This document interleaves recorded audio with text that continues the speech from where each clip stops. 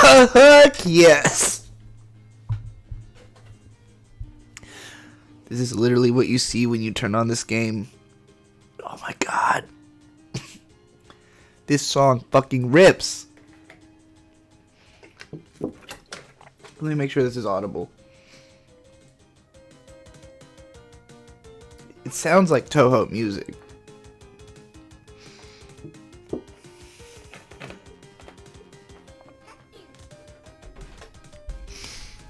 I am in love with this song.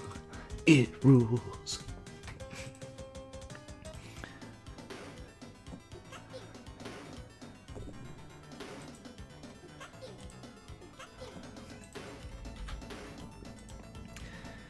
Yo, welcome, welcome, welcome. Game is a little low still. We'll make it even louder. Here, let me...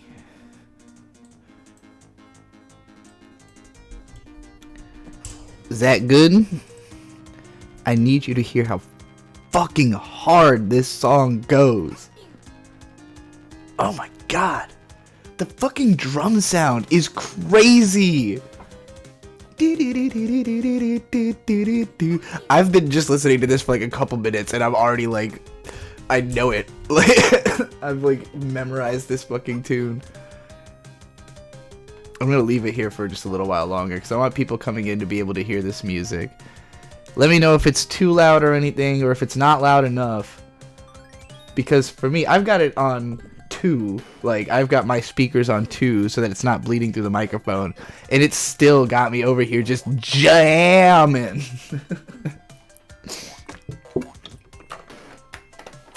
Jamming. Broke accent somewhere in the middle of that word. Why are you alive? 'Cause I haven't given up yet. Dude, you used to have this bootleg game on the Genesis? That's incredible.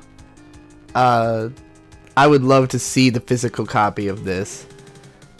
This thing fucking rips. Okay, I'm gonna actually start this game. What's even the point of living? You get to play Taiwanese knockoff pocket monsters for the fucking Genesis and hear music that rips. Like, this is pretty high level existence as far as I'm concerned. Oh my god. What the fuck is going on? Oh shit, what is happening? Am I in control right now or not? Or am I just watching it? I'm pressing buttons and... No, it's just going. Okay, this is just like a... I don't think my controller's working. Oh wait, maybe I'm just not on the right window. Yeah, never mind. I just hadn't clicked over onto the window yet. It's all good. Start. Yes, stage 1, in the forest. Okay. Okay. The jump button's working. But none of the directional buttons are working. Oh wait, that did it. Seemed like I... What the fuck? What did I press that I... Oh, it's up and down. Up and down instead of right and left. Okay. That's fine. I can adapt to that.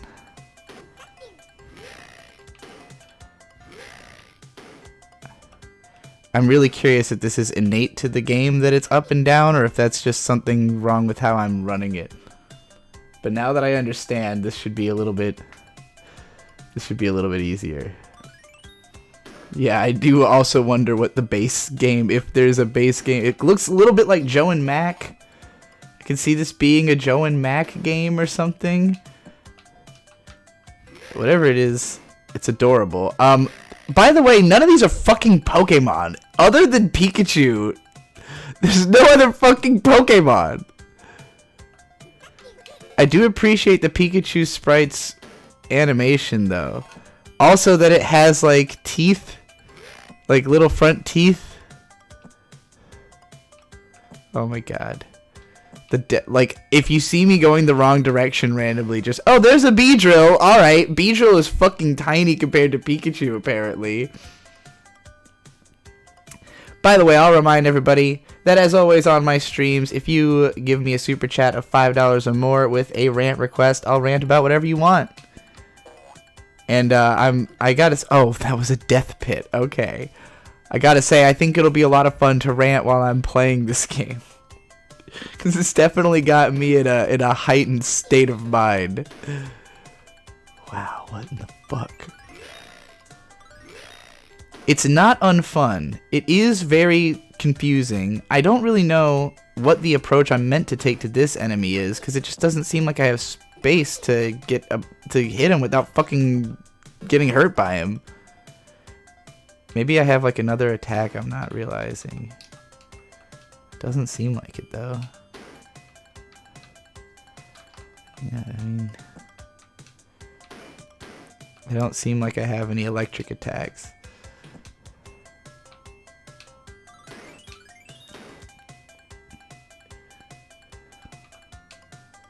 Audio is peaking a bit on my microphone or on the game audio. I'll turn the game audio down a bit because it seems like, I think the game audio is natively peaking. Like, it is, it's just mixed that way. Because it sounded really fucking intense. Oh my god, Porygon! I keep forgetting that there's no floor.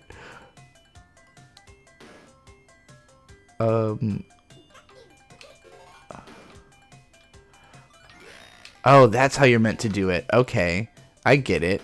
I just wasn't being pro gamer enough about it.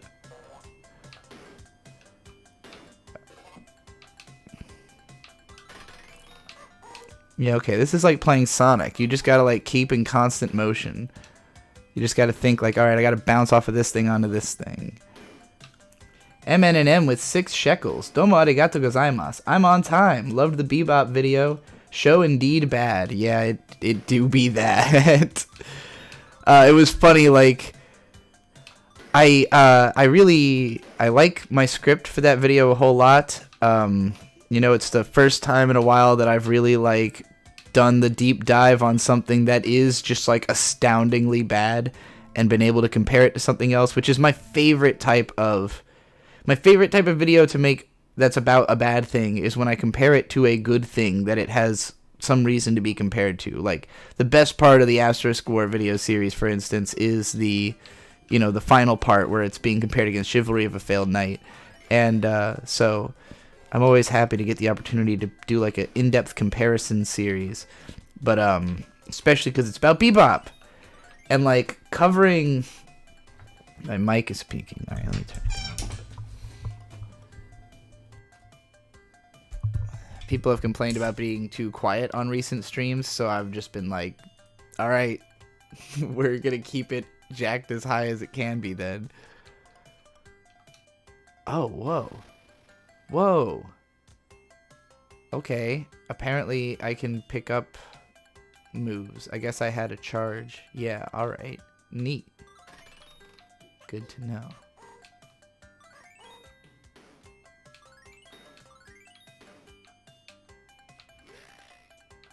This game actually is pretty good. I'm kind of into it.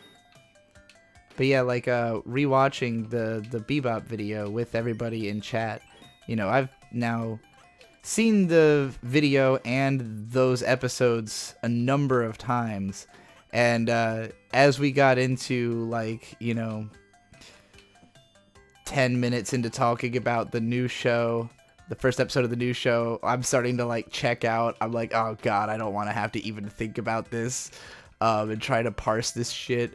And then we all just in the chat started talking about Attack on Titan, and I think there was probably like a solid 20 minutes of everyone in chat just talking about Attack on Titan. I know a lot of them had already seen the Odyssey version of the video, so, you know, like, oh, whatever, I've already seen it. But it was just really funny because I totally started just like in my head, I'm just picturing Attack on Titan and thinking about Attack on Titan, and You know, and also hearing Deltron 3030 playing in my brain, because I've been listening to that in preparation for a Jittery Zeitgeist podcast about it.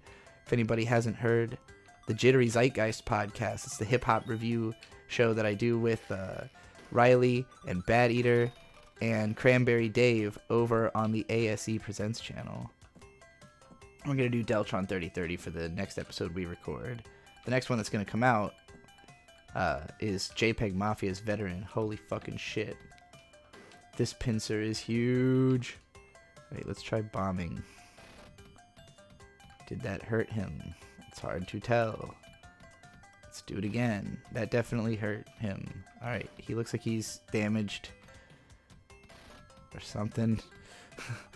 Oh fuck, I'm out of battery. How do I hurt him without the electroshock? His head is dangerous. Okay, never mind. His head's not that dangerous. His head is only temporarily dangerous. Uh-oh. Fuck. Okay. I'm not even sure if I was hurting him with the electricity before, actually. Fuck. No! Biga, biga.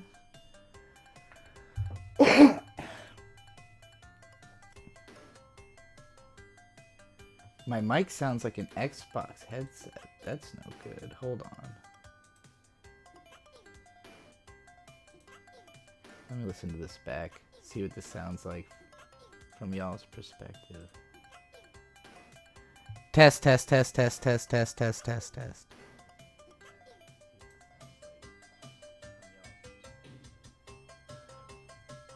Test, test, test, test, test, test, test. Okay. I had to make sure it was the correct microphone and shit.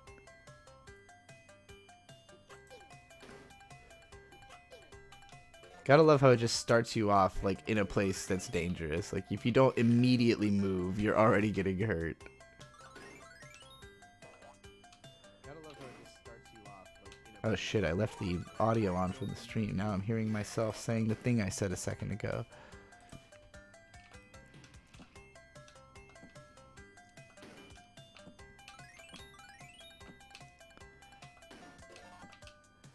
Alright, my worst nightmare is that I will get so concentrated on this Pokemon game that I'll just be playing a video game on stream instead of answering super chat rant requests. Please, please, please super chat me some rant requests so that I don't end up just playing Pokemon. Because this game's fun and addicting, and it's hard like a Sega Genesis game.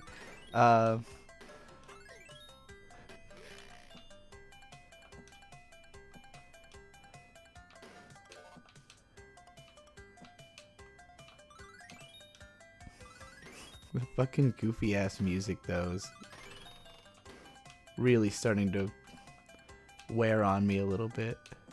I loved the intro screen music. It was some fucking like rockin' shit. That Toho sounding. It's also unfortunate that there's not like a more intense song to play maybe for the boss fight, you know?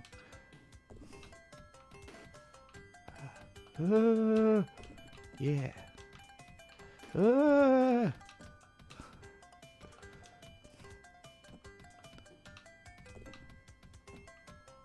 he really takes some fucking damage.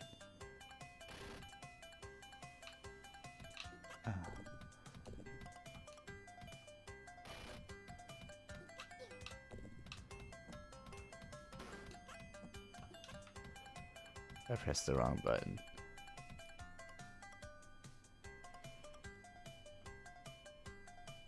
Your mic was peaking earlier for some reason, really distorted. Yeah, that's because I had it turned up like all the way because of when me and Bird were streaming yesterday. And we were further away from the microphone, and now I've got it like right up in my face. So it didn't need to be quite so loud.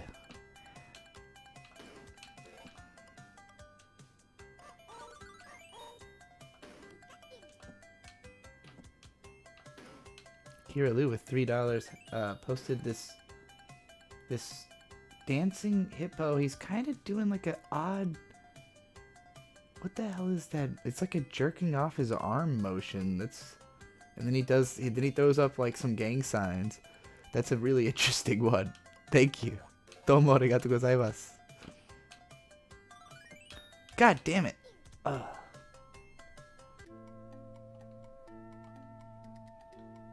This could not have been official, right? No, absolutely not. It is definitely not.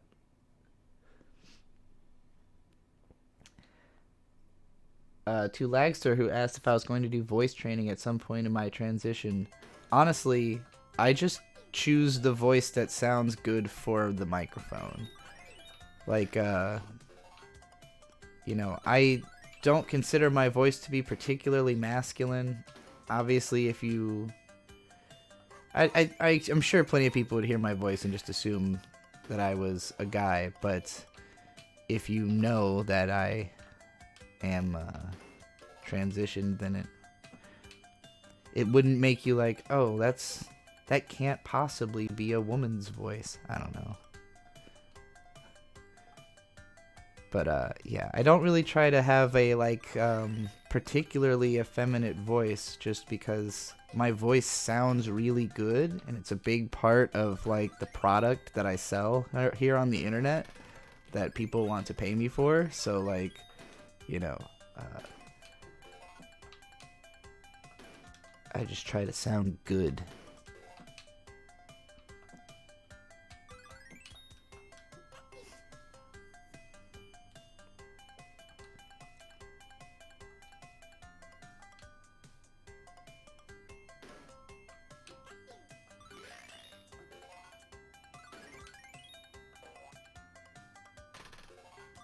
This music is really making it like hard for me to want to play well. It's like gives me that like, all right, just fucking go, just fucking get it over with, please. I just don't want to hear this music anymore. Make it stop, make it stop, make it stop.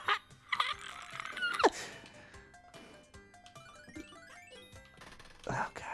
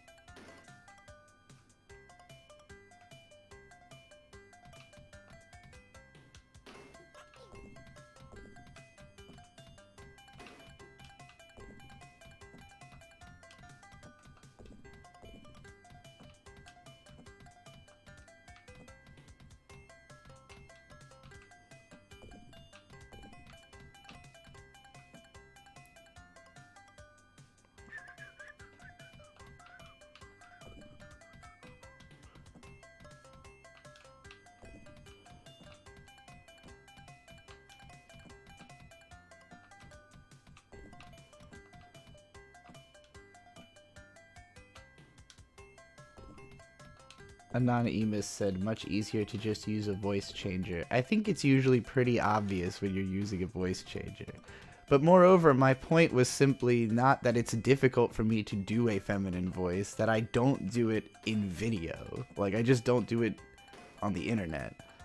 Because it isn't the voice that... Like, the last thing I need is for everything I say to be responded to with people talking about the voice I use. You know, like... and their judgment about how they feel about the voice I use. I'd rather just use a voice I know sounds good.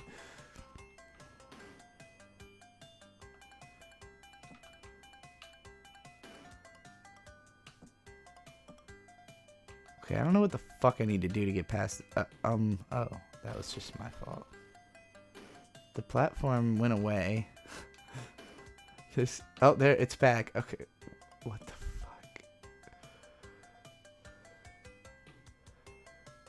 So, like, killing the pincer didn't lead to anything. It just was a thing. It's just an occurrence that happened, that apropos of nothing. How the fuck did we get out of here?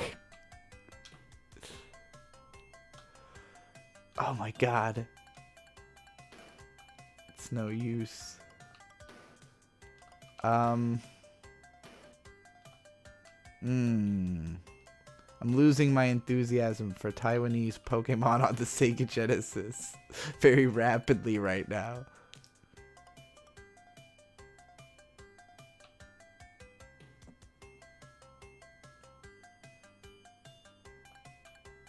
God damn it.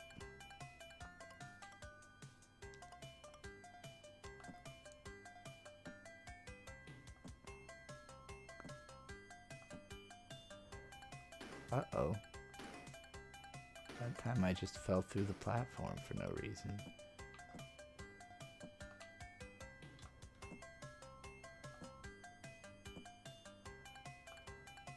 There we go. Holy shit. And then I died right afterwards. Kiralu with $5. Domarigato gozaimasu. Any upcoming conventions or big summer plans? Yes, I will definitely be at Too Many Games, just like I was last year, in the end of next month. So about a month from now. It's in Pennsylvania, near Philadelphia, in a town called Cooks. And I think it's in Cooks. Maybe that was where my hotel was. It's around there. It's at the Greater Philadelphia Expo Center. And yeah, I had fun there last year. I'm going again to probably do more interviews and stuff like I did for the Full Metal Alchemist video, since that worked out really well. And I'm going to go in with like more ideas of things I can talk to people about. I'm going to try to interview Vizzy-Pop, because she's going to be there. And also the dude who played Invader Zim and Billy from Billy and Mandy is going to be there. And yeah, so that'll be cool. And then I am hopefully also going to go to Otakon. I haven't really planned that far ahead, but I've been press for the event before. I'm applying to be press again and bring my crew. I love Otakon. Haven't been able to go since 2019, so that would be neat. But yeah, definitely going to be at Too Many Games.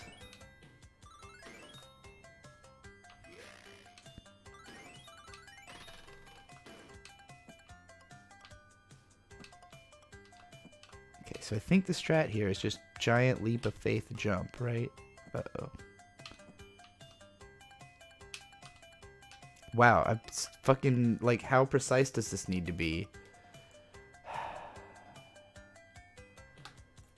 Game looks so not fun. It was really fun at first, until you got to the point where it just, like, I think it's cleverly designed. Like, I think the level design is good, because there's, like, multiple paths you can take at every time, and, like, it's all determined, like, you know, there's a lot of threat, but you also have a lot of power to negate that threat. If you play well, like, if you know your way through the level, then it feels really smooth.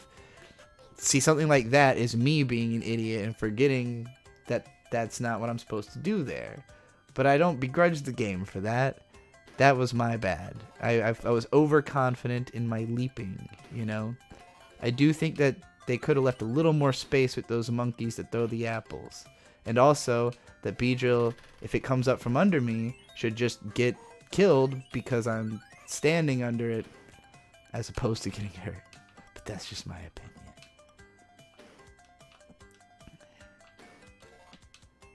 Okay, so this is where I messed up last time. The gems are trying to tell you exactly where to land. It's also like you control your jump arc, which is really nice, but then you get to shit like this, where it seems like you have to really, yeah, I guess I needed to go one more pixel off the fucking edge. I'm going to give this one more shot. How hard is it to get a press badge at Otakon? Not very hard. I have done it before, based on having just a blog, not even having a YouTube channel, so yeah. I don't know, they might have stepped it up over the years. It might depend on how well they know you or your organization or anything like that. But yeah, I've been pressed for Otakon a bunch of times.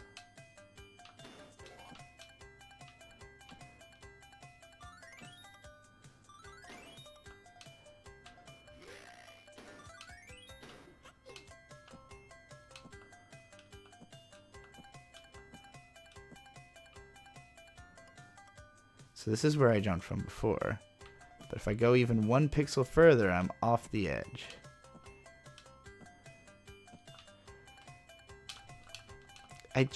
There's just no way. Maybe I can electroshock right before the top, and I'll. keep wearing this out. This is funny. Prolonging the inevitable. Alright. I think I might be done with Taiwanese Pokemon. The fucking music is nauseating. If I could get back to the opening screen, though, that was lit. The music on the opening screen. Yeah, this. This shit's lit.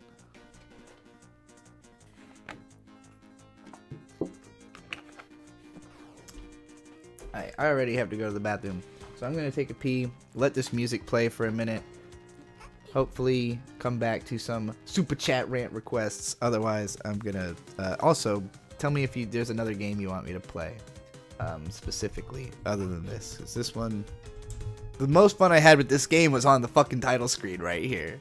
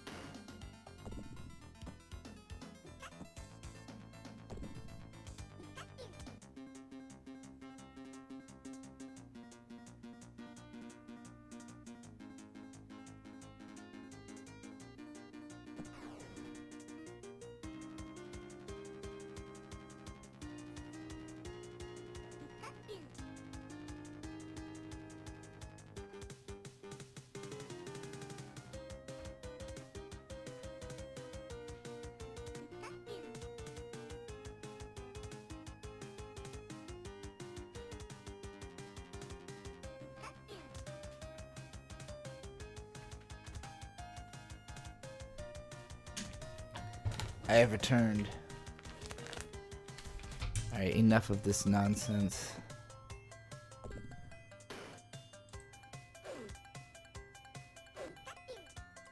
Can't take that music anymore. Butthole Weeb with $2. Did you see Ash in the Master League in anime? I did not. Like he's currently in the Master League? Is that what you're saying? That sounds like a pretty masterful league, I must say. I guess we could just play like another Pokemon. Something less awful. Let's see. What other Pokemon games have I got? I'm going to look through. Pokemon. Okay, we've got Pokemon Platinum, Pokemon Soul Silver, Pokemon Altered Emerald, Pokemon Mystery Dungeon Explorers of the Sky, Pokemon Red++, Pokemon Snap, Pokemon Stadium, Stadium 2, Mystery Dungeon Blue Rescue Team, Mystery Dungeon Explorers of Darkness, Mystery Dungeon Explorers of Time, Ranger Guardian Signs, Pokemon White version 2, Pokemon White version proper, oh, that's it. Those are all the Pokemons I've got. So whichever one... Stadium is an interesting suggestion. I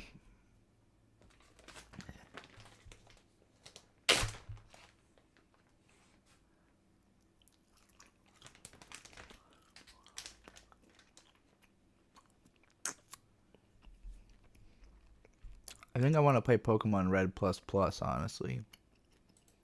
I want to know what the difference is.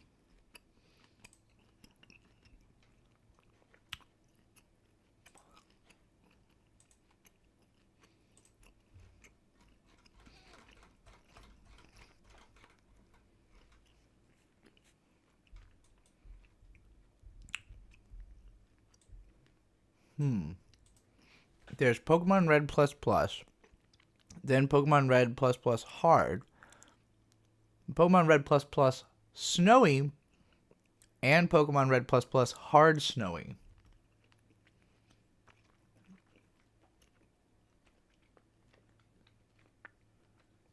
You guys are screaming Stadium and Ranger. I'm going to listen to Kira Lu because she's my biggest donator, so we're going to go with Stadium then. What am I snacking on? Steak! A Suteki Suteki! Prepared by my one and only husband, Bird, before he left for work. Picked up a night shift Alright, let's go find Pokemon Stadium again. I haven't unzipped it yet, so I gotta go unzip it real quick. Pokemon Stadium, not Pocket Monsters, goddammit. That's what I was just playing. Stadium. Unzip. I had opened up the Visual Boy Advance, but we're gonna switch over to the, what is this N64? M64PY? M64PY? Weird name. Okay. Pokemon Stadium.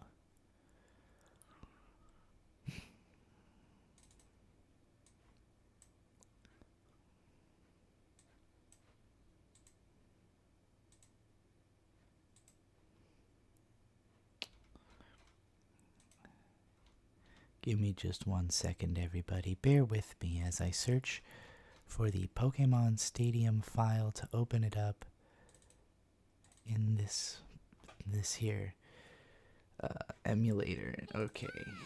Now I gotta choose the right window. That is not it. There we go. Too big.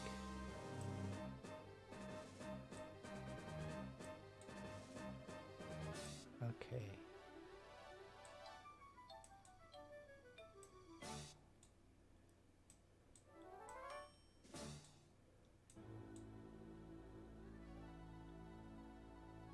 Alrighty. Welcome to Pokemon Stadium.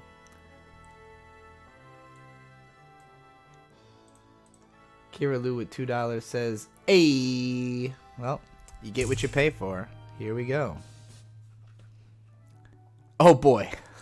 What the fuck is going on? Uh-oh. I picked something. Yeah, I want the mini games. That's what I picked, right? I hope. Oh, I don't know what is happening. Okay, I used this Pokemon.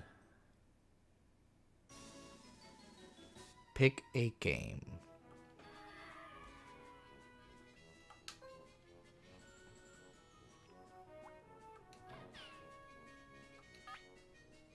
Okay. I don't even remember which games are in Pokemon Stadium 1. Sushi Go Round sounds familiar. Let's do Dig Dig Dig. Alright.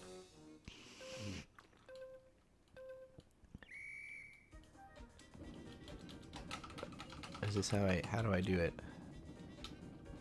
Uh-oh. Which buttons?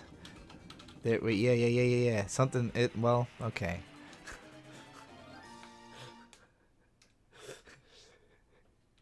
Let's try that again. See if I can comprehend.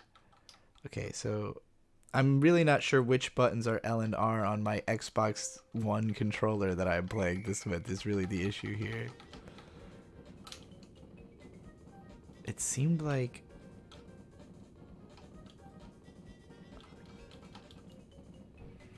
Wow, okay, I did even worse that time.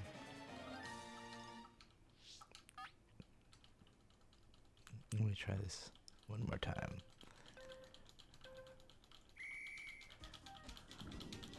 Okay, yes. I have figured out which are the correct L and R. Good.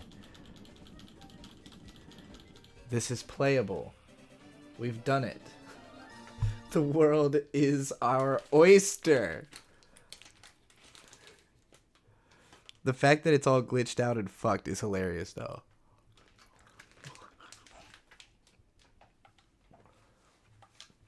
Okay.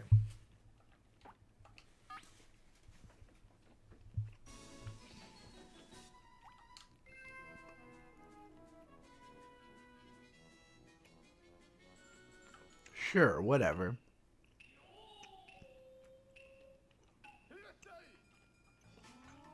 I love the "Irashai." I definitely didn't know what he was saying when I was a kid.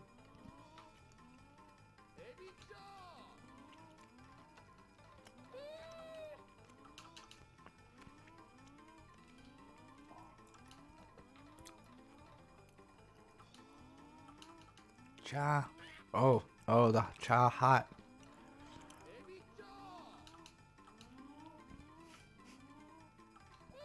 Oh no.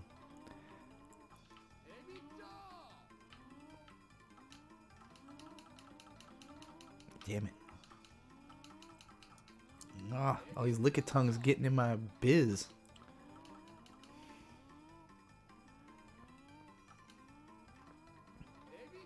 The fucking noise they make. I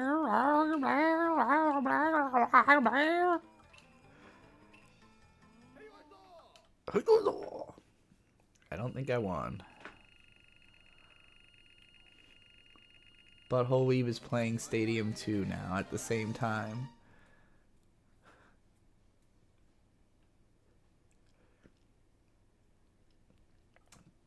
I haven't gotten to play Legends Arceus yet. I should. I have access. Bird already beat it, like, I think all the way. Like, I think he caught all the Pokemon. I'm not sure.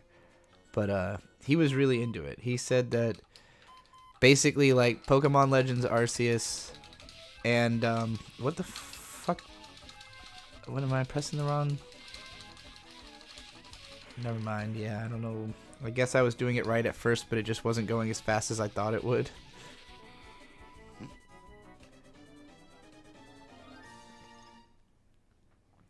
But yeah, I would like to play it because he was like, oh yeah, between Legends Arceus and Elden Ring is like my new favorite game of all time. Like those two superseded Borderlands 2. What the fuck? What am I doing right sometimes? Oh, it's changing. I thought I'm not that bright. I mean, it doesn't help that it doesn't, you know, like that the explanation of the game is broken, but what it's trying to tell me is to press whichever button is currently on screen.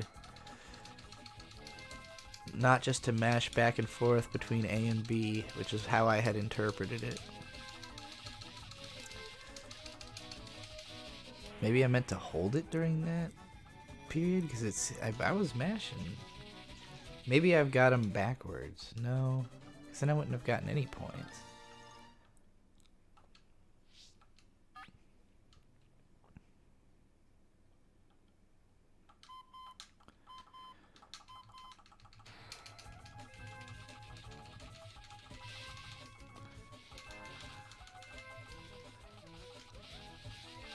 Yeah, I don't know what the fuck I'm doing wrong this time.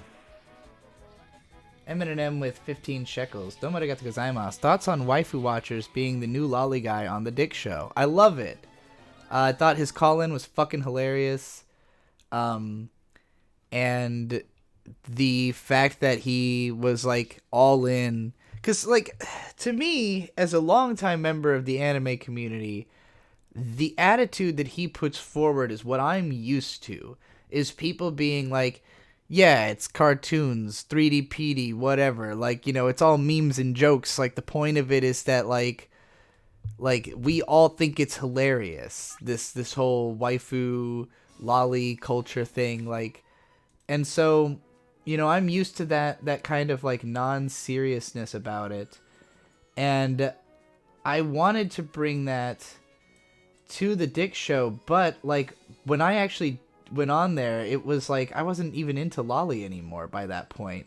So I was mostly doing it as like a free speech advocacy thing to be like, hey, this thing mattered to me before, so I get it, but like that's why it was hard for me to like stay on the grind of being like the fighter for anime porn or whatever. It's just like I was kind of moving past that part of my life as opposed to diving deeper into it. So I'm really happy that there is somebody who's sort of carried the mantle to be, you know, like very confrontationally into anime waifus, including lolly, but, you know, because it's funny more so than anything.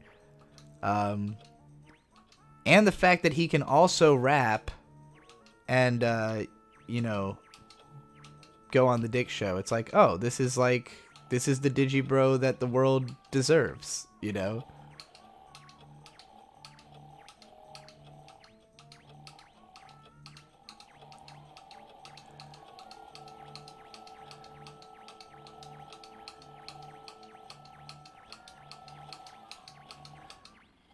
Hell yeah, not gonna beat me at no goddamn metronome game. I rap.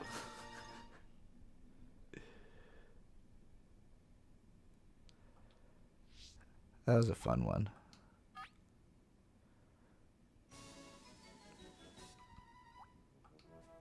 But yeah, I'd love to have waifu watchers be on my cringecore hip hop song / album that I plan to make with Big Gay and oh boy, how do I fucking do this? How do I throw my snake? How do I shot snake?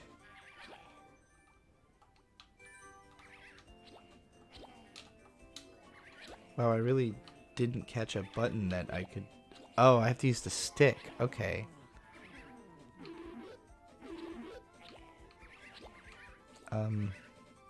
This is kind of confusing.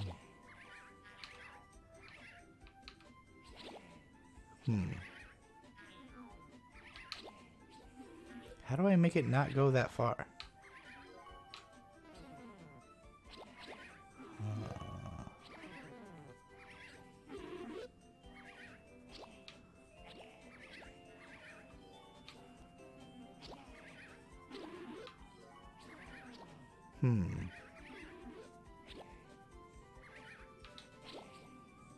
Yeah, I don't understand how to make it not shoot super far. I don't know if this is a controller issue I'm having or what.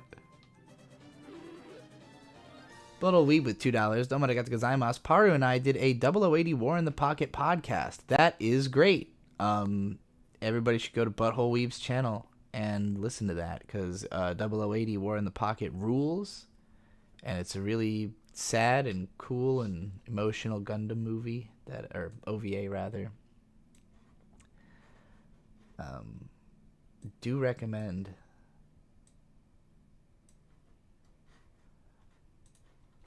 Alright, play another. Really enjoyed that show I did with Vito. Any chance of making that a regular thing? Yeah, Vito does that show every Monday, and I plan to come on as often as I can. I had meant to be on that show like since the start because I've been in the chat for it the whole time, and I just never had the opportunity. Like every Monday night there was stuff going on at my house. It just so happens that this week my housemates haven't really been around, so I've had tons of time to do live streaming and stuff, and I was available the last 2 shows. So he had skipped a couple weeks also, so like I went on, and then the next 2 weeks there wasn't a show. And then I was on the next one when it came back, so... But yeah, I have fun on there.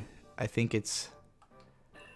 Vito is good at leading a stream, so...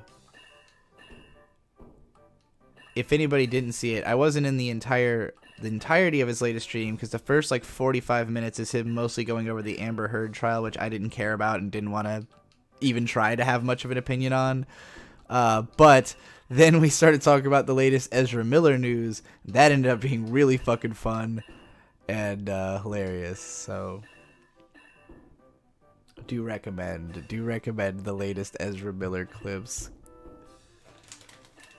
I'm transgender, non-binary, and I do not want to be searched by a man. He keeps screaming that over and over again at the cop.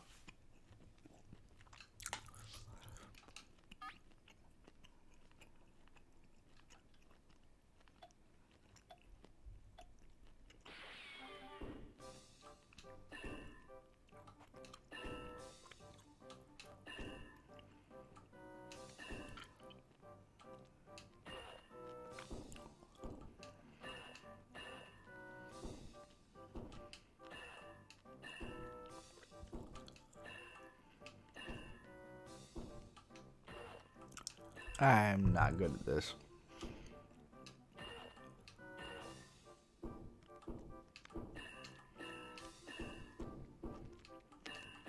Mm.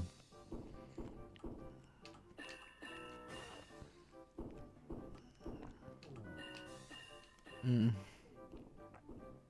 Well, at least that wasn't last.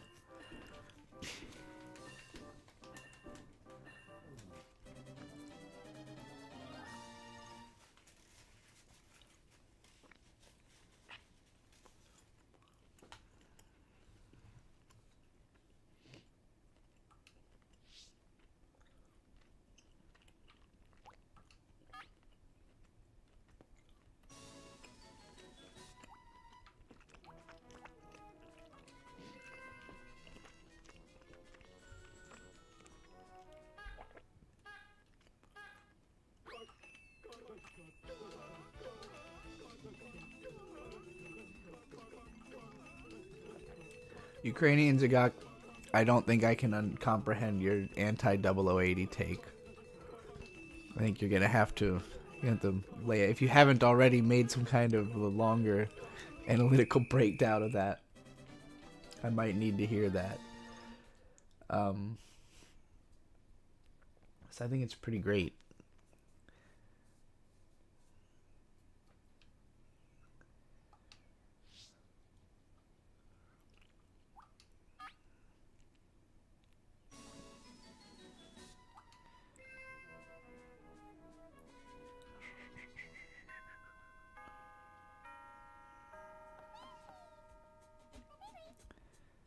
Up, down, left, right.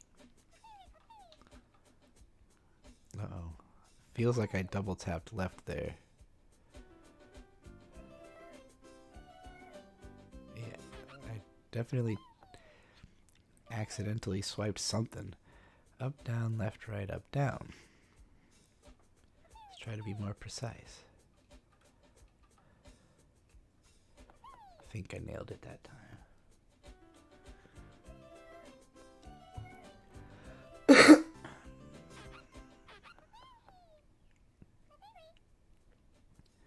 Up, down, left, right, up, down, right, down.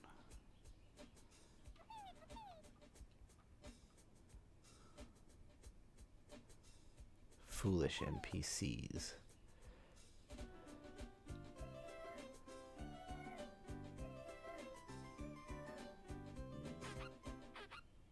Ha. Up, down, left, right, up, down, left, right.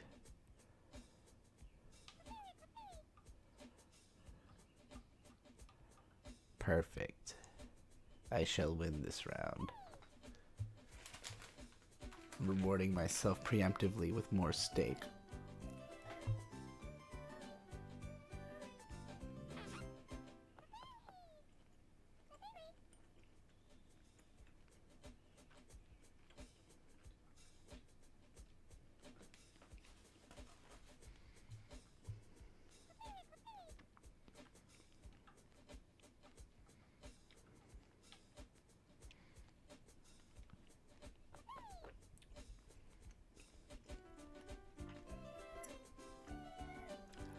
I need to immortalize Mr. Time's comment.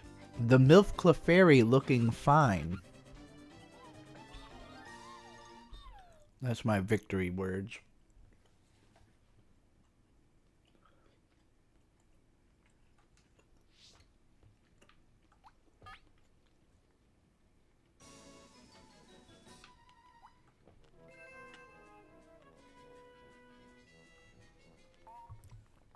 Oh shit. Okay.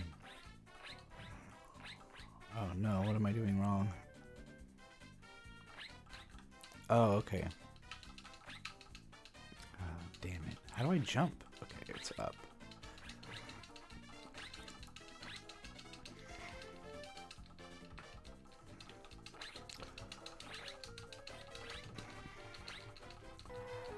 Okay, well.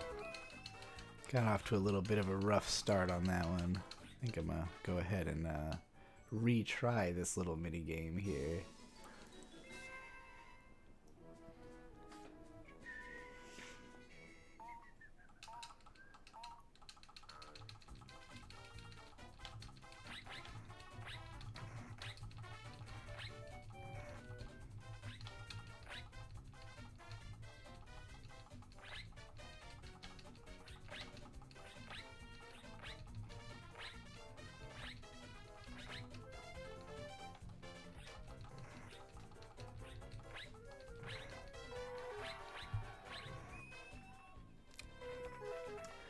For the record, my interest in 0080 has very little to do with like the theming and more just to do with it being well written.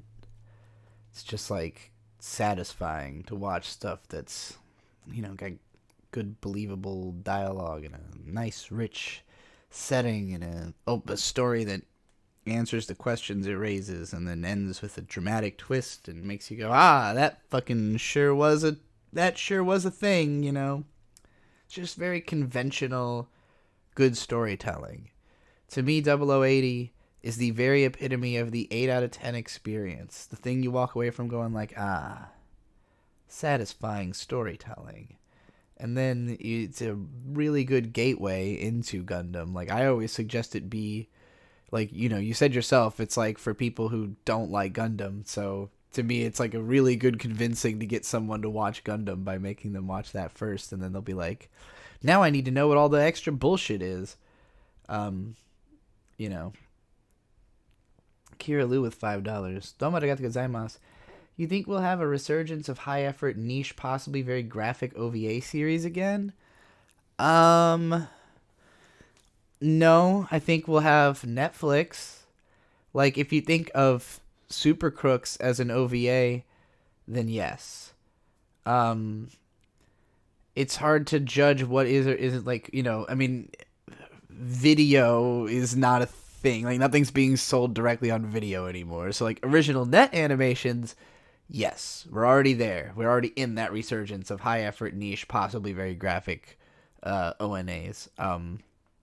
Practically anything Netflix greenlights falls into that category to me. So, maybe it's not the same level of effort you're thinking of, but also those were usually for like 1 or 2 episodes, and it's rare that we got like a high quality OVA that went on for the length that these ONAs are going on for, So again, like, that's where I see the difference of intention. It's like, no, I don't think we're going to get a lot of, hyper violent, also insanely highly, like, well animated, like, feature film type things. Because right now the market is more skewed towards how much time can we get out of this. Having said that, I mean, Arcane is on the animation level of fucking anything I've ever seen.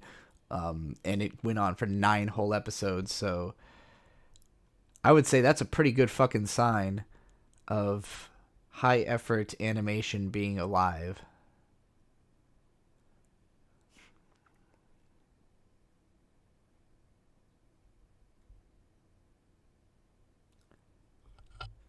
You say the main character doesn't talk like a child. I don't remember feeling that way, but it might, maybe I'd feel differently if I watched it again and focused on that. Whitfield 1999 with $5. Domo arigatou gozaimasu. Rant. Not a rant, but a recommendation. There is a small YouTube channel called Hedgehog's Nonsense. She has a good series about rewriting SAO and other gems. Well, that does sound interesting. I, too, have my own rewrite ideas for SAO, so it'd be really interesting for me to compare and contrast her takes versus mine on what should be done. Did I do all these already? Ekans Toss was like weird and hard. But I destroyed most of these games, I think it's fair to say. Yeah, okay. Okay, we've done all the Pokemon Stadium 1 games, so now let's switch over to Pokemon Stadium 2. I have to actually unzip that first. Pokemon Stadium 2.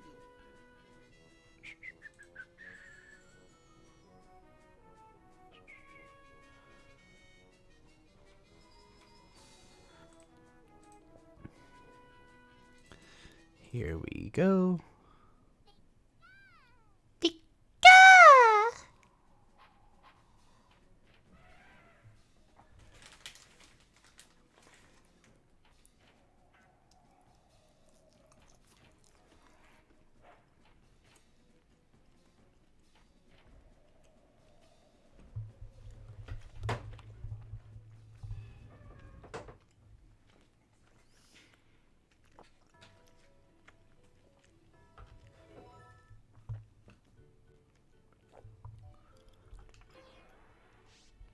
Oh, this game is so much more aesthetic.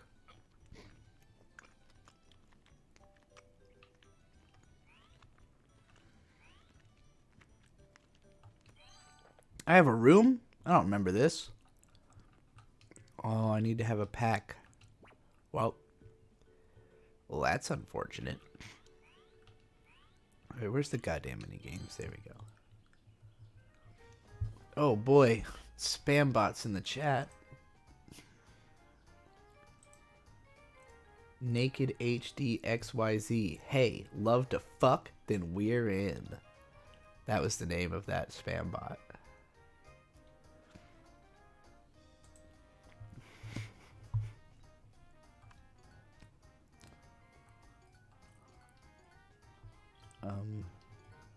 Here we go. Put the computer on hard mode that I can't see. It looks like the computer got to pick the game. That's interesting. Oh boy, this is gonna be tough. Especially because the A button's not... Oh, I already got knocked out. No, wait, it's all computers. Wait a minute. Hold on. Hold on. I messed something up here. Okay. No one has joined. Do you want to watch the comm play? No. I've pressed the A button.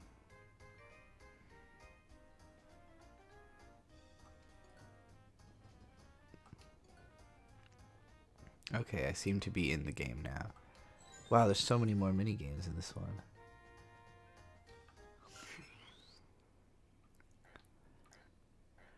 I'm extant.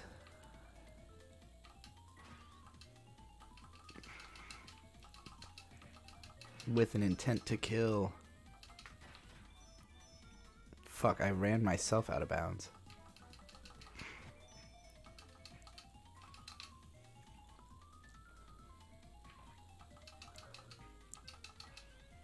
Well, I'm pretty sure I put the computer on hard mode, but I'm the only one who's gotten any points in this match so far. Amazing.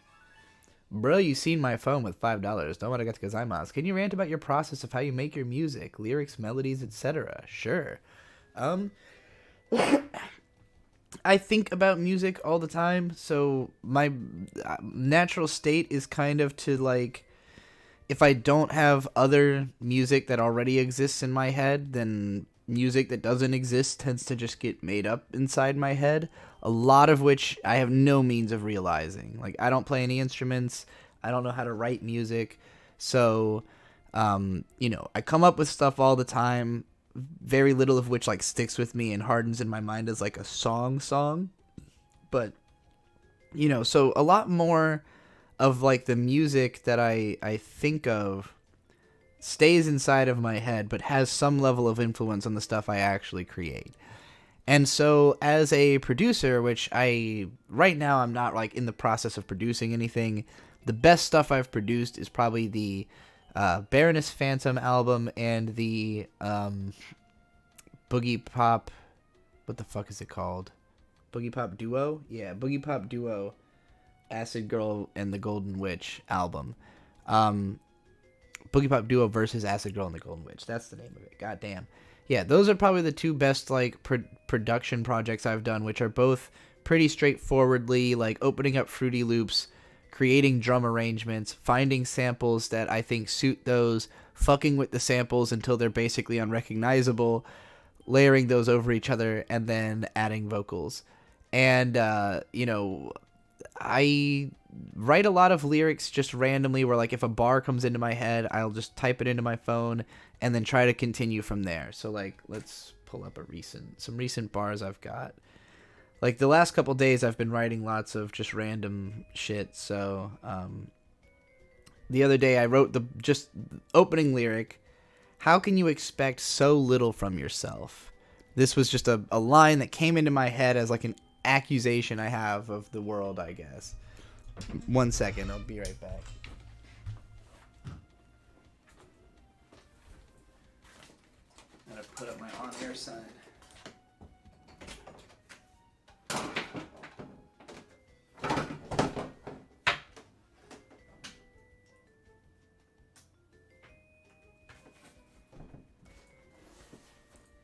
Anywho. So I'd written down the lyric, how can you expect so little from yourself? Then I thought, okay, what rhymes with that? And follows the idea. So the next bar I wrote was, is it that it's easier to claim greatness for someone else? Then a few days, or like the next day later, I had a totally separate bar idea that was, I'm mostly hated for the shit that I forgive. And so then I combined all of this together and continued it. So it goes, how can you expect so little from yourself? Is it that it's easier to claim greatness for someone else? I'm mostly hated for the shit that I forgive. Ain't that fucked up? Even when it's just my niceness to your chick. So yeah, that's just like a process of 4 bars coming together. Sometimes I just, jam out a whole verse. I just go until it feels done. Or to fill however much space I need in a song, I'll retool the bars for when there's actually a beat. I also write a lot to beats, to instrumentals, because I want to match the vibe of them. So, yeah, it all depends. Or, in the most recent studio session I had was hanging out with Cranberry Dave in the studio down with ASE Presents, and we were basically, I was like, okay, here's all the bars I have in my phone, and here's all the songs that they already knew they needed me on. So there was 4 or 5 songs that Vizier already had written for, and for our Sucker Punch project, produced by Cranberry Dave. And so they just needed me to either find bars I have already that fit those songs, or write new bars for those songs. So I started by doing that. And then we went through all the stuff I had that I wanted to redo, or that I'd written and hadn't been used yet, and we found beats that would work for that stuff. And then I did the rapping to the beats. And usually the figuring out the flow and everything is just a process of listening to the instrumental and trying to figure out how those lyrics will work on it. I'm pretty good at figuring that stuff out really quickly. So that's my most unique talent, I think, as a musician, is how quickly I can figure out what the flow should be. Here's a recent rap I wrote, and this is me. The biggest takeaway I got from our latest session was I need to rap slower. I've always been a very fast rapper, and it's hard for me to slow myself down. But it works better on a lot of beats and sounds cooler. So this is a rap I wrote deliberately for the sake of rapping it a little slower. It goes, need marble floors so my shaking legs don't rattle the house. Heat as Michael warns, my aching back addressed won't tattle the spouse. In a drowse I sigh and see the midnight sun. Rip my blouse, climbing a tree, and I drew blood. I knew the routes, timing and beat relaxation. Broke toes on concrete to keep position number 1. Wrote what I spoke, so deep I weep at my own words. Smell what you wrote. It reeks, buddy, these bars are turds. Absurdly good flows in low doses may stoke the fires, but if my woke verse hits full tilt, the dope will smoke the liars. Anyway, yeah. Just some bars I wrote the other night. Anyway. Let's continue this game.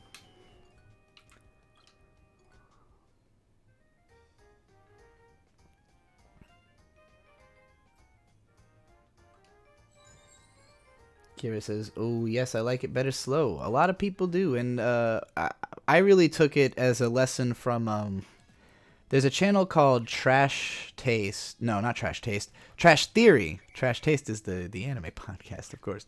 There's this channel called Trash Theory. It's an English dude who talks about music, usually giving a history of a song or band or something like that he's a fan of, and one of them is about the Arctic Monkeys and how the way they ended up breaking in America, their first songs that were really big radio hits in America after having been pretty successful in the UK for a while, was produced by Josh Homme of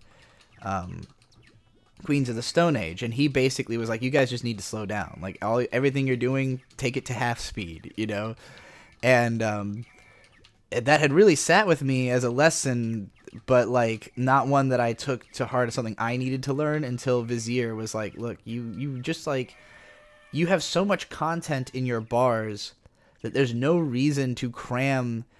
You know, you don't need to have like each bar be so quick when there's like a lot to actually think about and a lot that you're saying there. Like, you know, you've got these sentences that could be taking up so much space in the song where, like, you know, if you listen to a lot of hip hop, you know, a lot of it is not very bar heavy. One of my favorite songs I've been listening to the last couple days is Mario Judah's "I Miss the Rage," and like a lot of the song is just the beat grooving along, and then the occasional "I miss the rage." Fucking works though.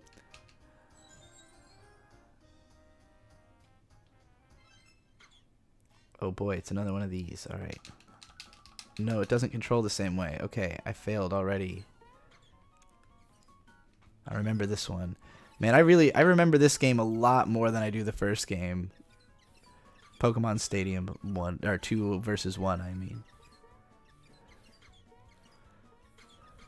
Probably just because it has so many more mini games. I would bet as soon as this game came out, then the other one just was like irrelevant to me.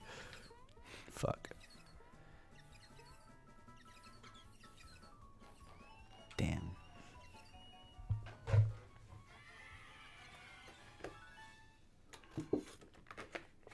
Excited for the Cure's new album. Have they made like good music in a long time? I don't know what their most recent thing that is liked by people is. I have never been a huge The Cure listener. I got more into them because of Shallow Rewards, who talks about them a lot and is my favorite like music writer, discusser, whatever. Or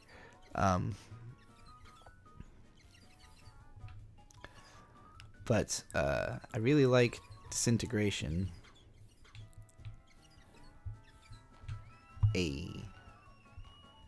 And probably not a song you can make today with that title, honestly. Regardless of what it's in reference to. Ooh, I remember this one being fun. The Delibird game.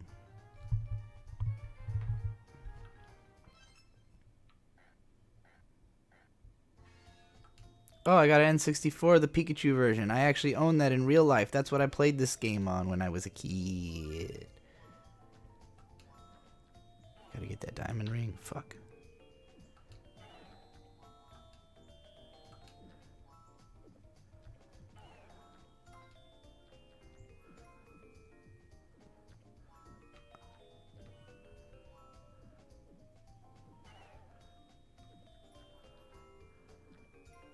Snorlax.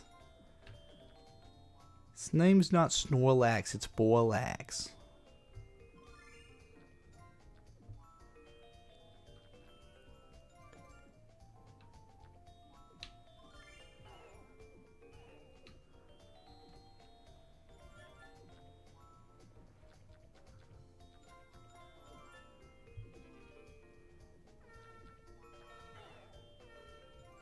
Victory. I get way too into these Pokemon Stadium games, I'm realizing. I get like all like, oh right, I'm fucking gonna win. I'm fucking fully concentrated. I accidentally clicked on the same game again. Send me some super chat rant requests, please, so that I do not feel as though I am just simply playing Pokemon and enjoying myself. I'm not allowed to enjoy myself like that. I'm not allowed to just have fun without purpose in my life, you know? If I can't justify it to myself, then I'll just be like, no, you just enjoyed playing Pokemon all day. What are you, 6?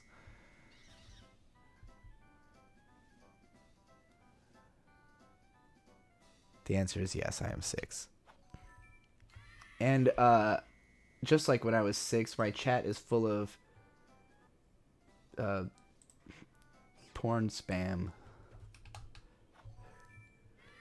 Naked HD XYZ. Bro, just go website and fuck girl. That was the name of that one. Just go just go website and fuck girl is my new favorite statement.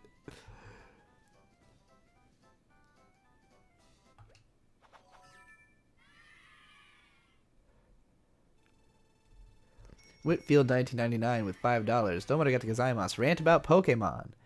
Oh man, I mean, like, there's infinite to say about Pokemon, but I got into it when I was a little kid. My cousin, my eldest cousin, the same one who got me into, who introduced me and my slightly older cousin to Ninja Scroll, as I talked about in that video, he had the first like 5 episodes VHS tape and had showed it to us when we were all mutually visiting another cousin in Florida. And I don't remember necessarily being like obsessed with it or in love with it. I was definitely intrigued by it and wanted to see more. And then for his birthday, that cousin, like, because my mom knew he was collecting the Pokemon cards, she had bought him a pack of first edition cards, and he like handed down some of the cards he didn't want to me and my brother. And then like, I just kept getting more and more intrigued by it, and I had heard about it from someone at school. I remember bringing up Geodude, like, specifically, that somebody was like, oh yeah, I like Pokemon, my favorite's Geodude, and I was like, oh, I wonder what a Geodude is, and then, like, what am I doing that I'm not getting the, like, upgrades or whatever, that I'm not getting the flowers that those guys are getting? Is it that you have to, like, do it in a time frame or something? That was a weird game. I didn't really fully understand. Maybe we were just competing to see who could do the most laps, right? The first to complete 9 laps wins. Did none of us complete 9 laps or something?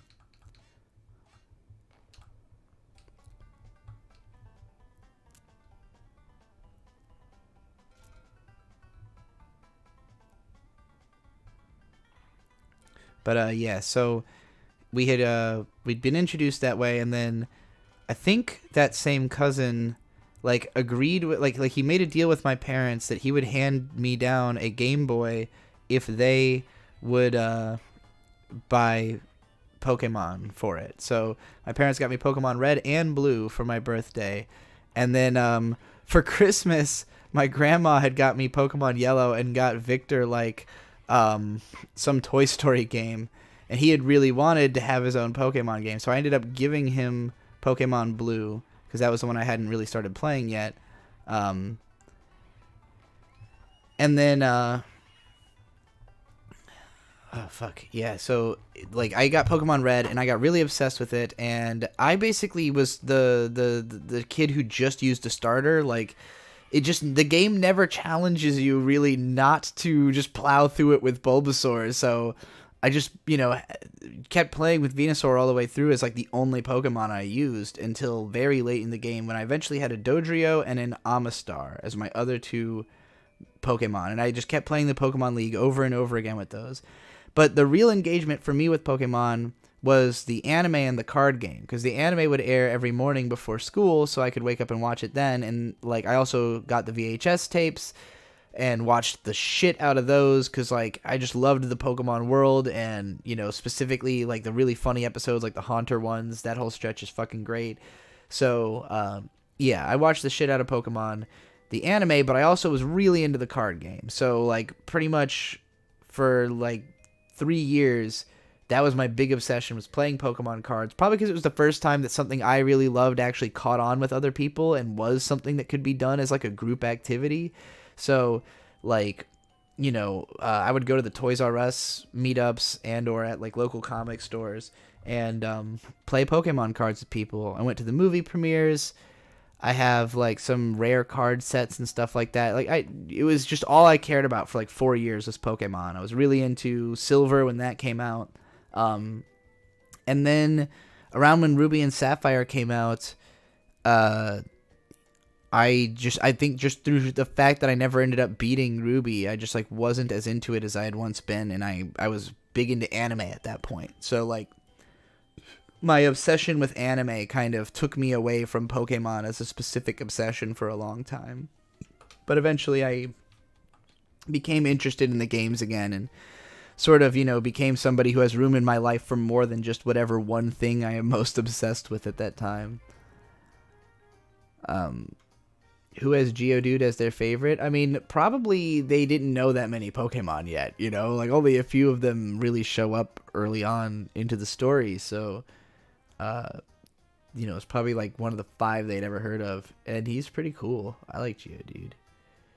Why are my streams so infested with spams? I wish I knew that myself. I assume it's just because, you know, they see a growing, successful streamer and they want to hitch themselves to it. Mr. Time with 179 pounds says, rant about Ethan Ralph taking another L. Man, it never ends with that dude. He wants to die. Like, there's no other way of looking at his behavior and the things he says and the way he acts. He's trying to get someone to kill him because the alcohol's not doing it fast enough. And I just hope nobody gives him the gratification. But, yeah. It's preposterous to live a life like that. I couldn't even imagine.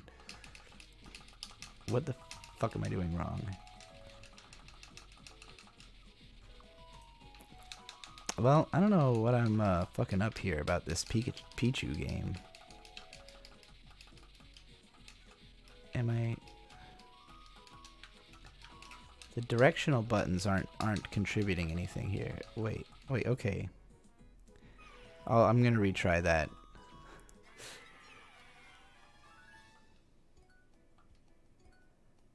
I don't know who Kaido is. Otherwise, I would be able to answer that question. Why? Why no happening? Why no thing happen? Oh, the B button is not what I think the B button is. For some reason, the X button on my controller is the B button. That explains a few things.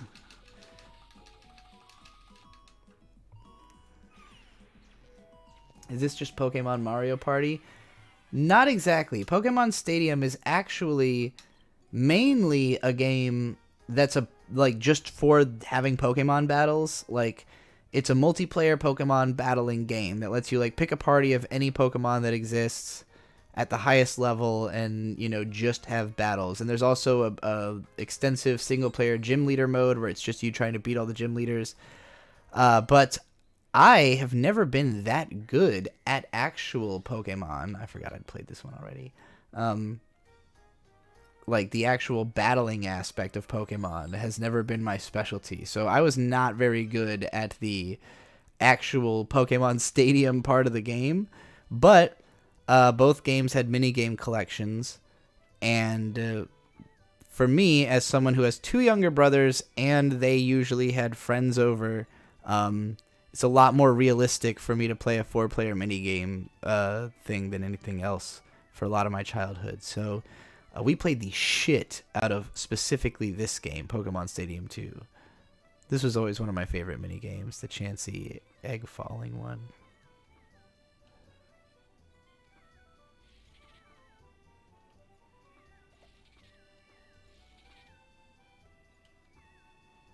But again, I feel like I'm too good at these games. Like my nostalgic muscle memory just kicks in, and it's like, I feel so satisfyingly competent at this baby game, and that's why it's like slightly embarrassing to play.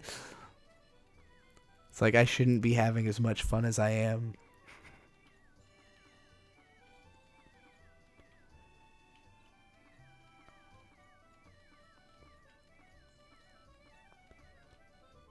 Like, look at how many eggs I have caught compared to how many the computer has caught. I even just started speaking and dropping eggs and maintaining a considerable heavy lead.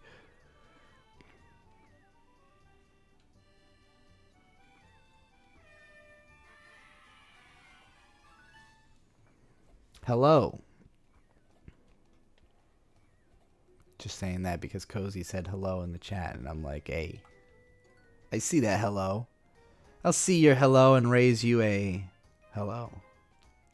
Did I already do Togepi? Yeah, this was a race. Okay. I don't remember these two. Press the A button and count the... Oh, it's a counter one. Oh, I like these. These are cool. I'm good at counting. Psyduck.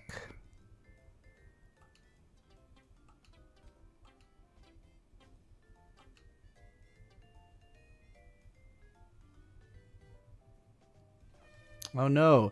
Naked HD XYZ. Hey, love to fuck, then we're in. Is back, even though I blocked them already. Alright, they're reblocked.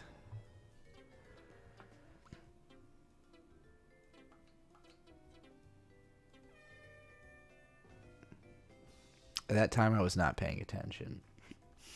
I was reading the chat.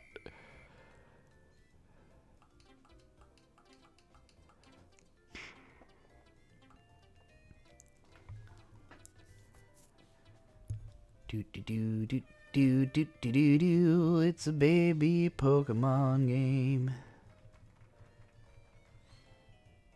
Dodrio.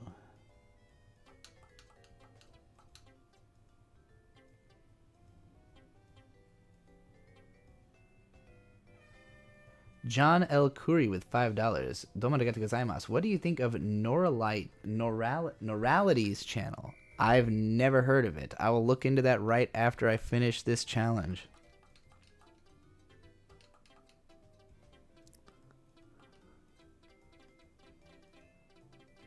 We'll all discover this creator together if anybody doesn't know them other than me. The answer is I did it. I outcounted them all. Alright, let's look into this Noralities person. What video do you recommend? Why are magical girls so gay? Oh, I know that Shaves was not a fan of that video because I watched the AniTube digest where he talked about it. Not that necessarily means anything, but it didn't sound like a video I'd be that interested in. Cardcaptor Sakura is a beautiful mess. I don't know if I agree with that. Wow, that video is an hour long and has 208,000 views. Now I'm getting jealous. What video do I watch, though? What should I watch? I'm tired of 100,000 or 1,000-year-old lolly dragons. Worried about cancel culture. Utena is amazing. It's like an hour long, though. Are any of these on the shorter side? It doesn't look like them. Look like it. Alright, well, let's check out this 2022 anime recommendations video. I had anything substantial enough that I felt like I needed to talk about. I like the art. Like in Kanto in the new season of actually consider watching, I think I want it to be this one. Personally, come on. We all I don't know. I'd watch. Really, there's just not a video that stands out to me as something that's like interesting to me in concept is the issue here. Like, it's not that I have any doubts that these videos could be enjoyable, but none of them is on a subject that I find myself drawn to. Coded character design. Okay, we can look into that. Content warning. Mentions and discussions is. And sometimes the character may not even literally be the thing that they are being coded. La Brava is romantically involved with Gentle, but again, in the text they are both explicitly consenting adults, and if you think that short and tall people can't be together, you may want to take a moment to check yourself. But even if you read La Brava as child-coded, it's not really an issue because her character isn't sexualized. This is what I mean when I say that child coding isn't inherent. Okay, well, I think I understand what this video is saying without really having to watch more of it, but yeah, no. Seems fine. Seems like a fine and good channel.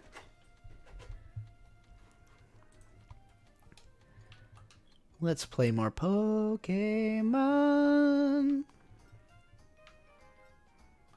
Mr. Mime.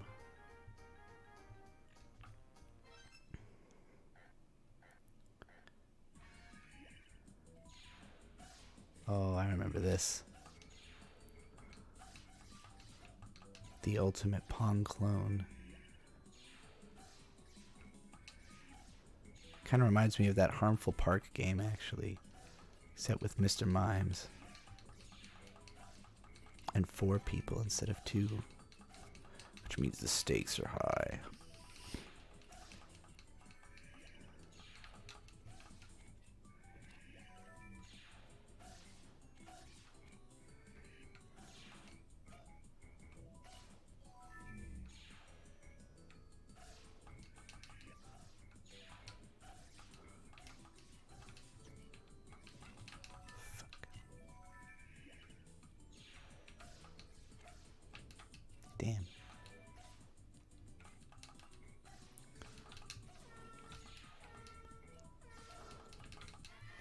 Shit. That was a hard one.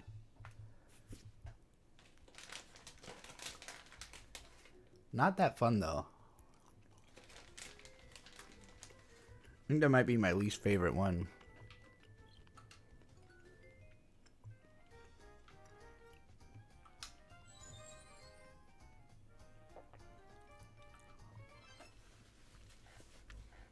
Oh, I forgot about this. I already did this, but that's fine. I like it.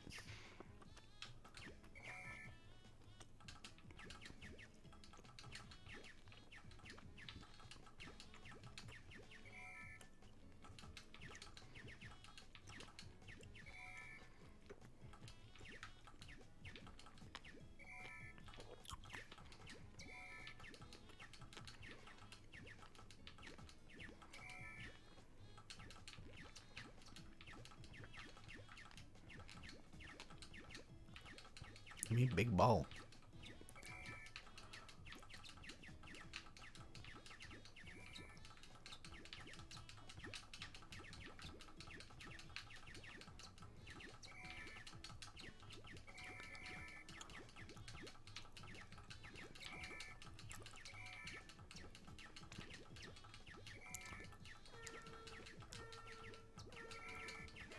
Hey.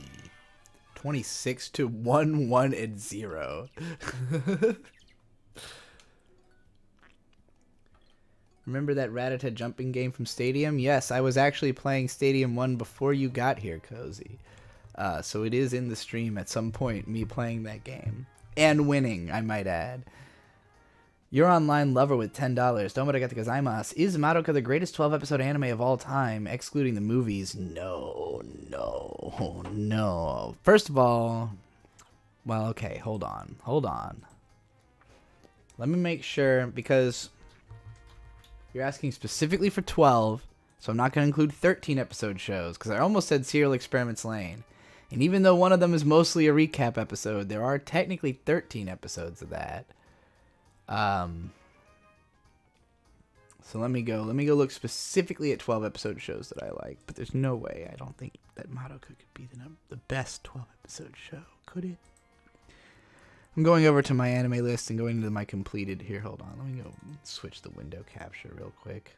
You can all take this trip with me. There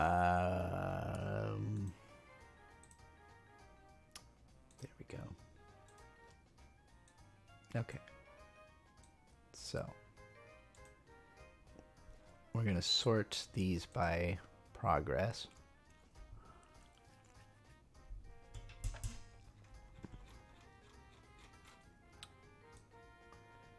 All right. 12 episodes. Let's see here. All right. We've got Genshiken is good, but it's not better than... It's also just one season. Boogie Pop and Ichigo Marshmallow are both really good. Kamichu, I'm hesitant to say it's better than Madoka. I really like Kamichu a lot. Also, this has 4 episodes of OVA that kind of count. Ichigo Marshmallow is also tempting to say that I like more, although the manga is really where it's at with that. Black Lagoon, Generator Call, I wouldn't put them above. I don't think I'd put the first season of Hidamari Sketch. Manabi Straight is a show I might like more than Madoka, personally. They're about on par, though. Madoka's probably the better show, but... Ooh, Mononoke! This one, which is about to get a new movie, apparently... This show might be better than Madoka Magica. It's 12 episodes, anime original. That's my top choice so far. I like F: A Tale of Memories. I like Kurenai, but again, not as much as Madoka. Kaiba's really good. I don't like it as much as Madoka, but I know lots of people who probably do. This is difficult, honestly. This is harder than I thought, because a lot of the shows that I really love have 13 episodes. Jinrui wa Suitai Shimashita. This is a show I think I enjoyed more than Madoka Magica. I don't know if I think it's necessarily better, though, because it doesn't really have like a concrete ending or anything. Whereas Madoka is like a complete original story, and this is an adaptation of a light novel.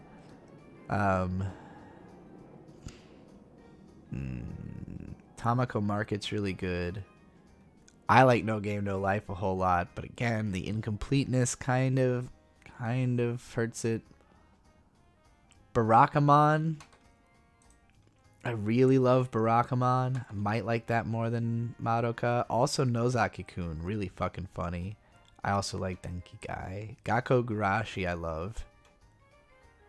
Do I love it more than Madoka, though? That's difficult. That's the thing. Like, a lot of these are pretty much right on par with it for me. A lot of the stuff that I have marked as like an 8 out of 10 on Mal is really like right around swinging range of Madoka. Galco-chan is really good. Mob Psycho 100's really, really good, although the second season's really where it goes above and beyond. Sakamoto's fucking hilarious. Girlish Number, I probably enjoyed more overall, but it's still hard to say that it's better. I mean, I'm going to say you make a strong argument. I'm going to go ahead and say that I don't have an absolute concrete answer so far. I'm still scrolling because there's so many fucking 12 episode shows that I've finished. And I don't want to like stop right before. Okay, now we're in 11 episodes. So yeah, okay. I think it's fair to say that Madoka is about tied with a lot of what I would consider the best 12 episode anime of all time. But it's hard for me to say that it's the outright best. And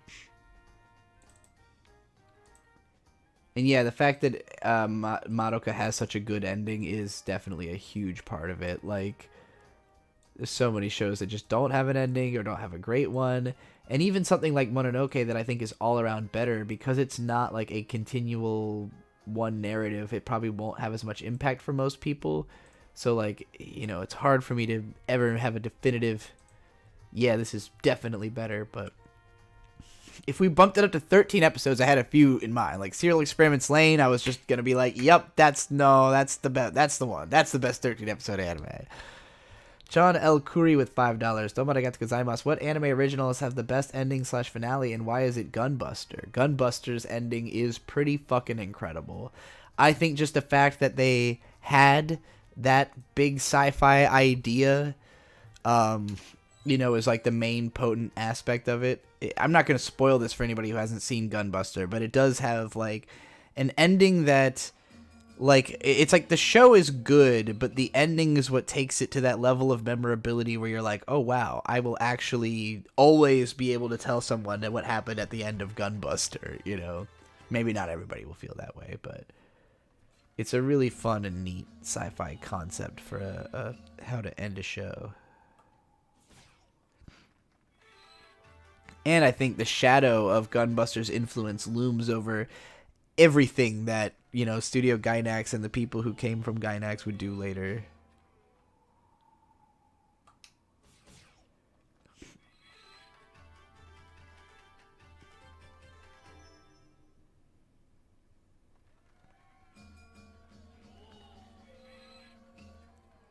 As for if there's another answer to that question, though, it's now what I'm thinking of. Like,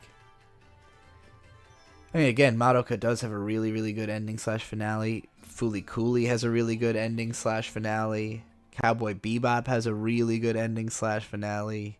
Neon Genesis Evangelion's End of Evangelion is the greatest ending / finale, in my opinion. Anno one-upped up himself. You know, Gunbuster might have been more interesting in concept, but Ava's ending is just the ultimate searing mindfuck of all time. Nothing's ever gonna hit harder than that, I think, on the what the fuck level for me. I think this is the last game I haven't done yet.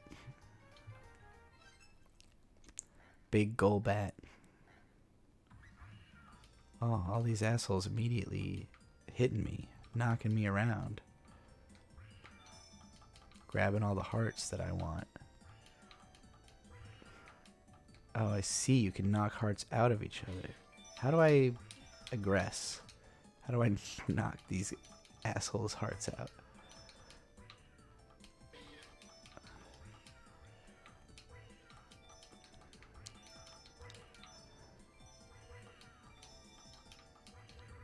Whoa.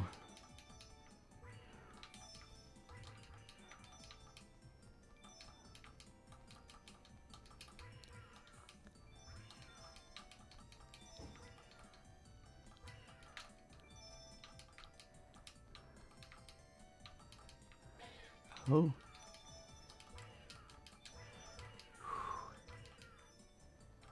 We did it. We made it through the tunnel. Oh, it was Jinx all along. Amazing. I would like to address that in the chat. A user named Dog123 has entered and said, ha ha ha ha ha ha ha ha ha ha ha ha ha ha ha ha ha. You're all gay. Thank you for that one. That's your as in Y-O-U-R. If I was trying to make that clear in the way I said it. Alright, well, we did all the mini games. Should I play a different Pokemon game now? Are we still down for this Pokemon excursion? I don't know who's left in the stream, because I feel like we've hit that time where we trade over, where one group leaves and a new group comes in. Let me know what you think.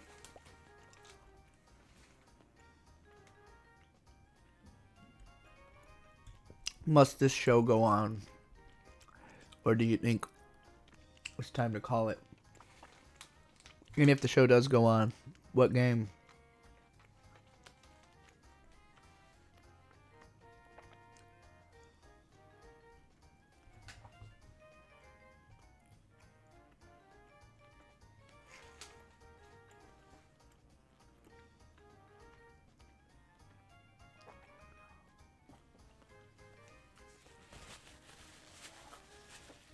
Ellen Horizon says, I'm still here. Shout out. Alright, well, I'm just going to take a minute to, like, use the bathroom, smoke a bong hit, figure out what the hell I want to play. How much to rate your mouth? $5. Just a rant. It's just a regular rant.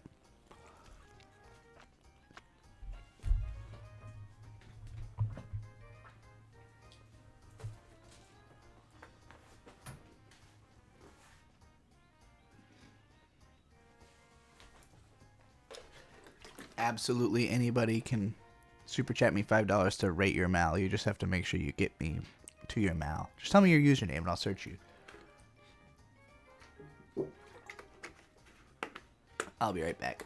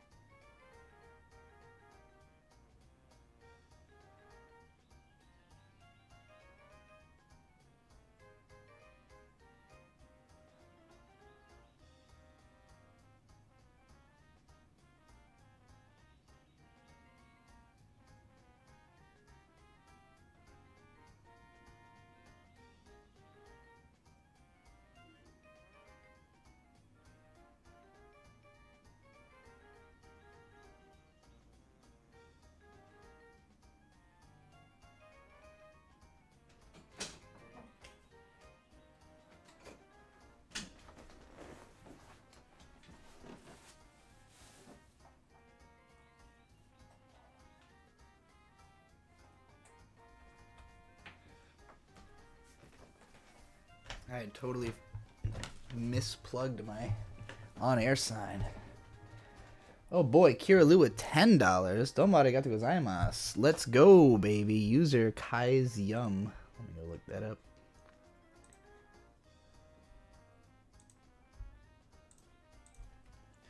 Kai's Yum. Alright. I love the profile picture. Big aggressive energy. I love it.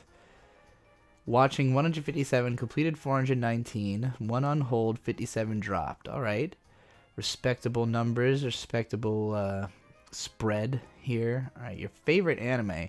Huh, okay. Wow. I actually really like that these are your favorite. So, hold on, let me fucking switch the window capture so everybody can see what I'm talking about here. Okay. No more Pokemon music. I can't with that anymore. All right. So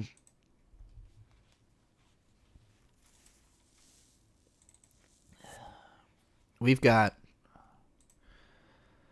let's do a zoom. The Time of Eve, right? Is that what this is? Yes, The Time of Eve, Bonen no Zamdo, Code Geass, Kanokon, and Kyoso Giga, with the favorite characters being Rolo Lamperouge, Msue from See the Money of Soul and Possibility Control, this girl from Freezing, El Bridget Satellizer, the main girl from Kyoso Giga, Koto, and Chizuru from Kanokon. First of all, your Mal gets a 10 out of 10 because of the fact that anytime somebody has a favorites list that I have just never seen before, especially when it contains shows that I almost never hear anyone talk about or mention as favorites, I always get excited. Yeah, like, you know, some of my favorites lists being Butthole Weeb in the chat, you know, his favorite anime is Gosick, followed by like, I can't remember what he's watched recently that he said almost tied it. People are freaking, Ellen's like, Rolo is the worst. The worst! Apparently he's Kira's favorite ever. But, yeah, this is a really fun list, because, like, Kanokon, first of all,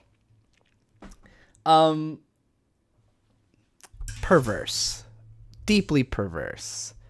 Speaking personally as, you know, as a bisexual woman and recovering sex addict, Kanokon is one of those shows that I just sort of watched muted, not expecting anything out of it. Like, I was like, oh, I've heard this is porn, so I'm just going to watch it as porn with no expectation in like 2008. And I ended up actually really liking it, even though, like, the whole time I was like of two minds about it. There's scenes that I was annoyed with, stuff that I thought was dumb, and like, but then when you got to the ending, which is where Chizuru tells the other girl that she can just be the mistress as long as she gets to be the wife. And I was like, this is fucking genius. This is the best ending I've ever seen. Because I hated love triangles. I hated having to choose or watching the one I want to win lose. So the fact that it ends with a harem end, but not because of the main character even pursuing it, just that the two girls both like him so much and come to respect one another so much that they want to share him, is touching. And yeah, Chizuru is great. She's the lifeblood of the show, obviously. I still haven't seen Kyoso Giga. I've known other people who do love this show. I've never seen someone have Zammed on their favorites list. So that's really fascinating to me. This is another show I didn't finish. It says I've seen 24 episodes. That's just because I rewatched some of them like more than once. And I used to be really particular about trying to say exactly how many episodes I had seen in total, not of the show. So I've seen like 12 or 13 of this, but I'd love to finish it sometime. Time of Eve is really good. It says I've dropped it, but that's because I just went and watched the compiled version instead. But yeah, definitely interesting list. I don't know these other characters well enough, which is also interesting to me, that I'm like, who the fuck are these people that you're that you love so much. I never finished Code KSR2. So even Rolo, I don't know that well. I don't know what makes him so special. I got a couple more super chats here, but I need to take a second. I'm having a fucking allergy come over me.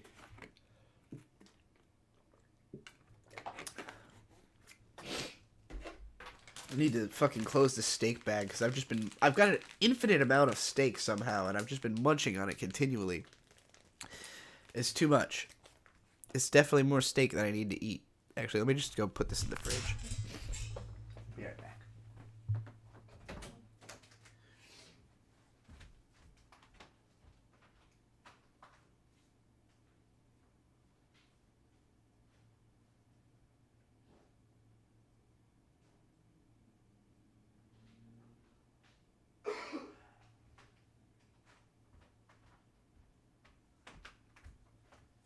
Okay, no more steak eating ASMR in the background. But I am going to take a bong hit. So I've been going for an hour 45 now. And I'm starting to feel it. $5 from Butthole Weeb. Domo arigato gozaimasu. Go ahead and look it up. Rant on my top 10. Also, mad respect to this guy. It's actually a girl. Kira Lu having Kyoso Giga at Landonime. Add me, y'all. Landonime. Since you were brought up anyways. Great profile picture. Looks just like you. But as, like... You look like... Maid Guy if he was in the Fate series, like as the what's her name, like the blind chick with the purple. Of course there's a Love Live.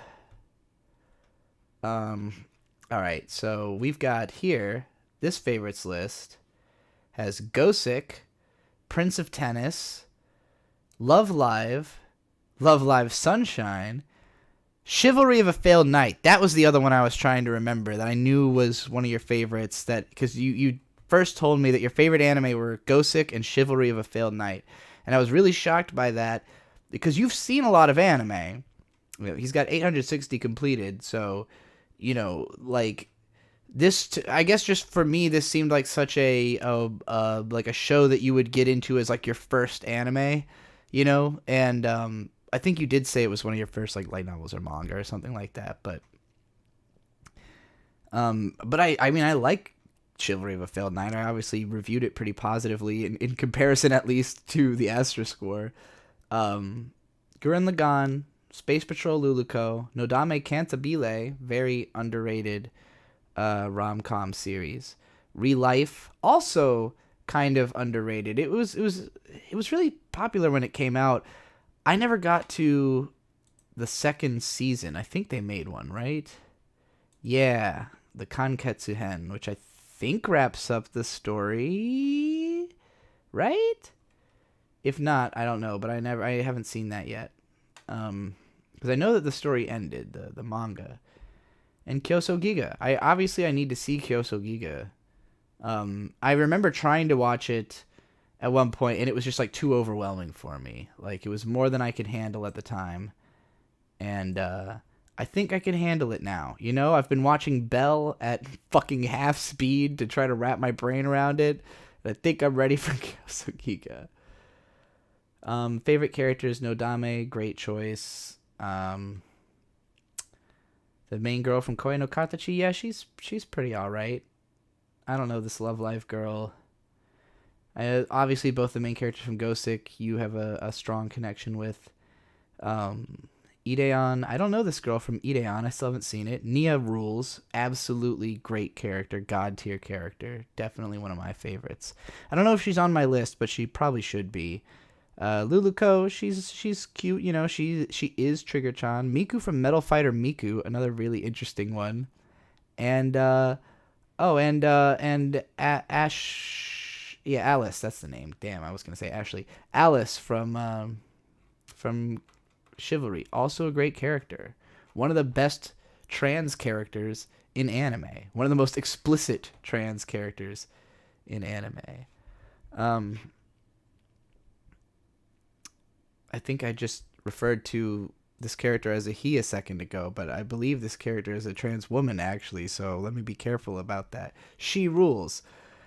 Ian Waffles with $5. Tomarigato gozaimasu. Rant about Eureka. Obviously, don't have to go into too much detail about her, but always thought she was interesting, even though I can't figure out why. Yeah, that was difficult for me as well initially, because like I was drawn to Eureka 7 because of Eureka. Like the character design was so strong, so appealing to me. The way that she shows up in the first episode, struck me right away as like, yes, this is romantic. This is the kind of character I would have romantic feelings for, is how I felt at the time. But really, it's more like Eureka is the character that I relate to, like the one that actually kind of, and I'm gonna go into this actually really heavily in. Wait, did I do this in part 1 of the Eureka 7 video? I think I already, in part 1 of the Eureka 7 video, towards the end, I talk about Eureka and like compare her to Lane and a couple other characters who sort of have like really big open eyes that are kind of dazzling and have like a mysterious guarded presence about them. Like it's really hard to read their emotions. And those are all things that are true about me as well, especially when I was younger. And had a really difficult time like displaying any emotion and just kind of stared at people with big blue eyes. So like, particularly what I wasn't recognizing in these characters is that they tend to be dissociatives. It's characters who have some kind of dissociative tendency. And you see this big time with Eureka in the midsection of the show, where when the Corallian appears, which is like a big period metaphor, basically, she starts having these dissociative episodes where she's like literally got time like passing before her eyes and she can't even like grip onto it or really tell what's going on.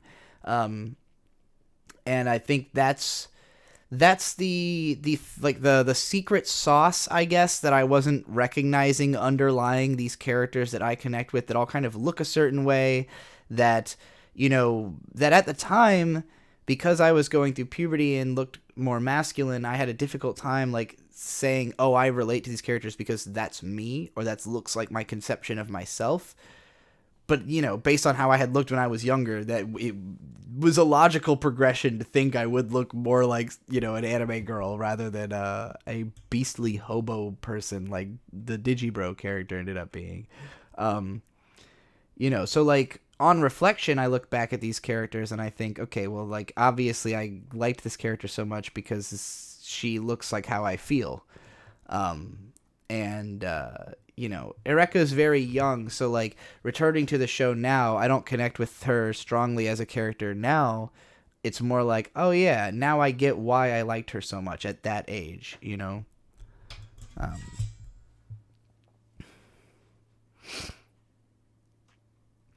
Anyway, that's all the rants I had stacked up and waiting. So if anybody has anything else they want me to rant about for $5 or more, pitch it in a super chat. And meanwhile, I'm gonna try to figure out like if I'm playing another video game or what I'm doing here. I don't really know what's going on. I've been doing Mal reviews, and now I'm just in that realm. So I'll just leave Eureka on screen for a minute while I figure out another game to play. And we came here. There is a sequel to that Pocket Monsters game, the Taiwanese Pokemon for the Sega Genesis. So we could see if they improved anything in the sequel, though it could also just end up being exactly as much of a miserable nightmare as that one ended up being after a minute. So I don't know. Let me know if you have any suggestions. I'll be scrolling through my games folder.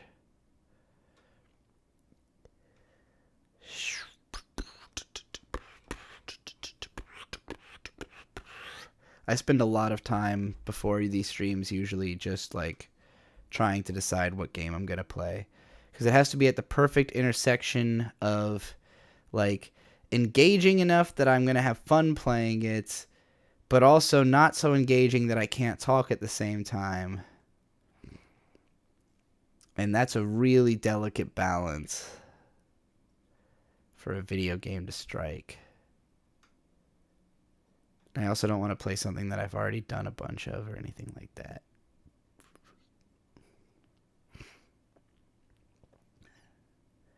Eureka is like Green Gwen from Ben 10. Yeah? Yeah, she is. Now that you mention it.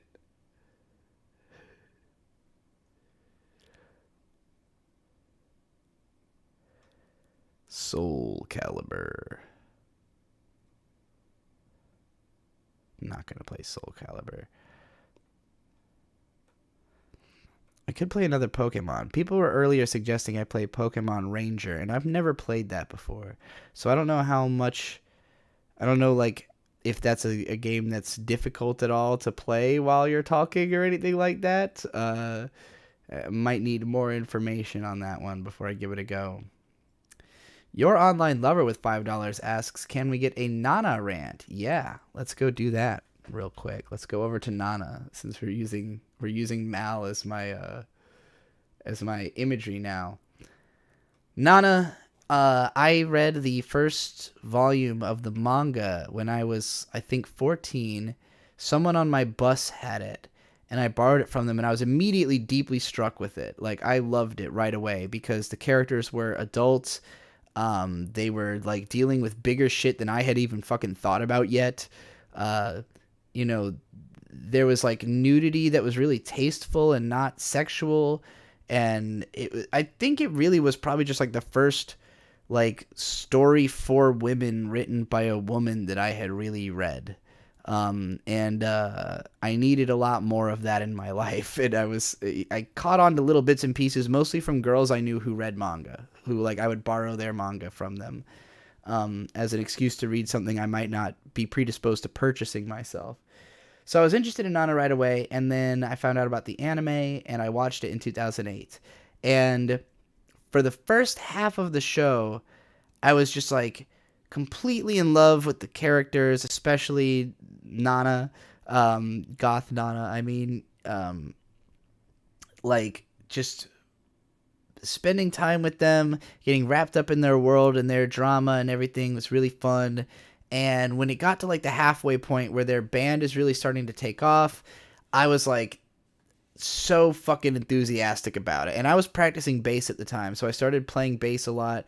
And like I really love the character, I think his name is Shin, right? The kid who, yeah, Shinichi, who starts off as just like a regular kid, but he runs away from home to join the band when he's like 15, becomes a gigolo. So like he basically just sleeps with older women in exchange for, you know, having a place to stay the night. And I think like the existence of this character and that lifestyle was very meaningful to me in that, like, you know, it gave me a portrait of like, okay, if you're really serious about what you want to do, like there are ways you can live that, you know, you can find a way. And Shin is the ultimate representative of just like the absolute dedication to fucking punk. So he rules. And then you got Nobu with the black clove cigarettes, which I have smoked many of because they're cool and he makes them look cool. So yeah, it's a really solid show. Everything past episode like 22 is also the most depressing fucking thing I've ever seen. Because as soon as you get into the Nana pregnancy arc and everything, it just becomes like a nightmare. And it never really gets better. Because the show just kind of fucking ends like 40 episodes in, and you're like, oh, that was sad. So yeah, and the final episode was like an anime original that sucked. So yeah, I haven't returned to Nana because I was like too afraid. I think if I watched it now, probably wouldn't have nearly that bad of an effect on me. You know, like I internalized it already, so if anything, it would probably just be like, yeah, okay, it's exactly what I thought it was. But I would love to return to it, make a video about it sometime, and read through all of Yu Aizawa's other work as well. Parasar with $2 says, play Harvest Moon, but rant about Elden Ring. Do I have any Harvest Moons downloaded? I think I do. Harvest Moon. I've got Harvest Moon, Another Wonderful Life, Harvest Moon, Magical Melody, Harvest Moon, Hero of Leaf Valley. So which of those ones between Another Wonderful Life, Magical Melody, and Hero of Leaf Valley are the three that I have on here? Hero of Leaf Valley is for the PSP. I don't even know what the other two, what consoles they're for.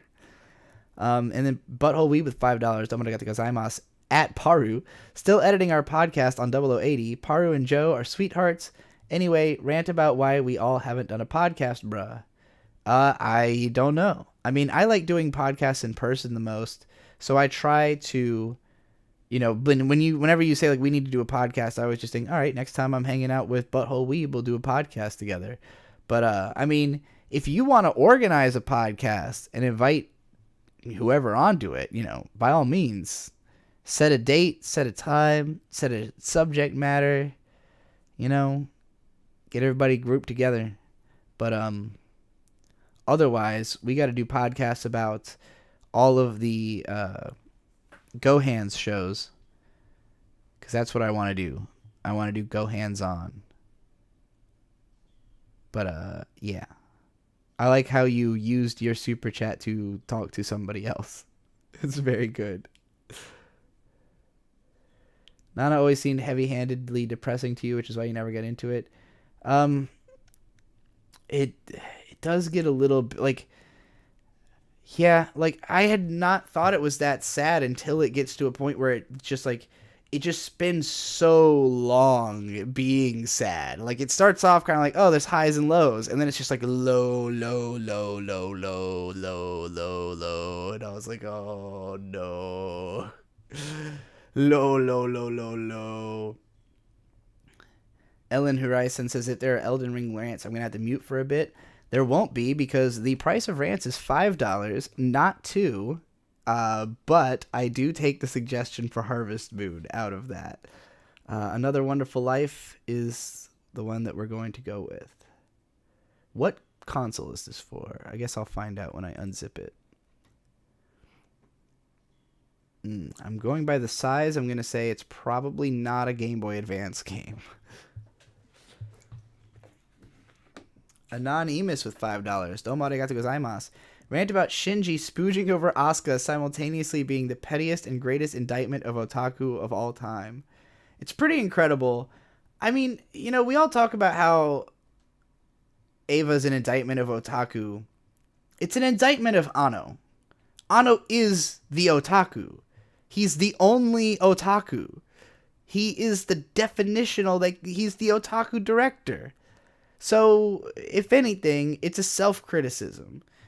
It's about, it's him trying to boil down all of his oversexed fucking, you know, or undersexed, I guess, but over-sexually stimulated madness into one unforgettable moment. I definitely think there's like an element of, oh, you guys liked these characters in this show? Well, that's a problem. Let me make sure I fucking fix that with this movie real quick. You know, like...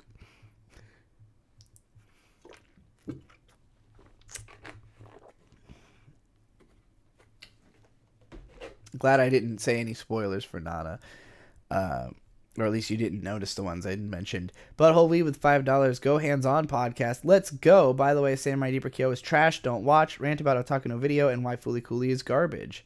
Fooly Cooly is not garbage. You don't with that. Samurai Deeper Kyo sucks. I agree. I really wanted to like that show when I was a kid because it was about samurai, and samurai was right there in the title. But ultimately, it fucking sucked. I love Fooly Cooly. I love Otaku no Video. It is the story of the otaku. I love how self-effacing it is, and yet how self-aggrandizing it is at the same time. It's got the right attitude. It's got an attitude that resonates with me extremely hard, and that I think I've put forward into all of my work. Like, I think my content is very Otaku no Video inspired, very Ota King inspired, in terms of like attitude and personality. Fooly Cooly is not garbage. I don't understand how you can have that opinion. It's really good. It's excellent, actually. Last Man 17 with £5. Are the 10 anime listed as favorites on your Mal an accurate representation of your current top 10? Let's go find out. Right now, it is Sangatsu no Lion, Neon Genesis Evangelion, K-On!, Ponyo, Log Horizon, Shirobako, Oh, what the hell? I clicked the wrong window. Yu Yu Hakusho, Legend of Galactic Heroes, Hunter x Hunter, and The Wind Rises. I would say this is pretty fucking solidly accurate. You know, I've bumped out, I guess. I bumped out Ghost in the Shell Standalone Complex, but that's mostly because I haven't rewatched that since the first time I saw it in 2014 when I did my video series on it, and I don't remember it super well. Compared to other stuff that I remembered better and rewatched more frequently, I think I'd probably like that show even more now than I did then, so it's very possible that that would break back into the top 10. Psycho Pass was in here for a really long time. That finally sort of got edged out by Legend of Galactic Heroes and Yu Yu Hakusho. Hunter x Hunter I could see getting edged out of this. Like, I really loved that show. I need to rewatch it as well because I haven't seen that since 2014 either. But I'm also tempted to say that Hunter x Hunter is better than Yu Yu Hakusho, but Yu Yu Hakusho has had more of like a lasting impact on me, I think, just because I think Yusuke is such a good character. But yeah, this is pretty representative. I mean, we can go and look at what I've given a 10 out of 10 to and see like what would be the runner-ups. What's potentially missing, I guess.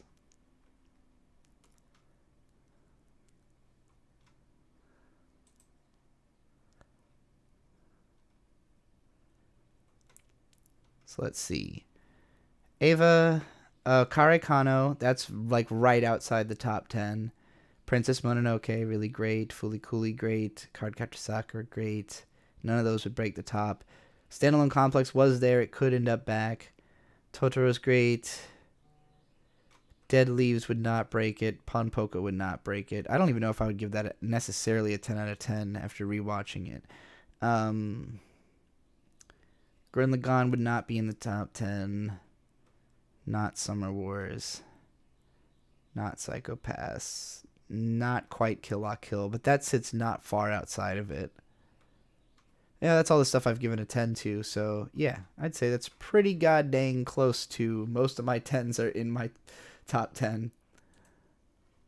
And that is the most recent super chat I've gotten. Okay, perfect. And I did answer these other ones, yes. Yes, I did. All right, it's time to figure out what the hell console this Harvest Moon game is on. Another Wonderful Life.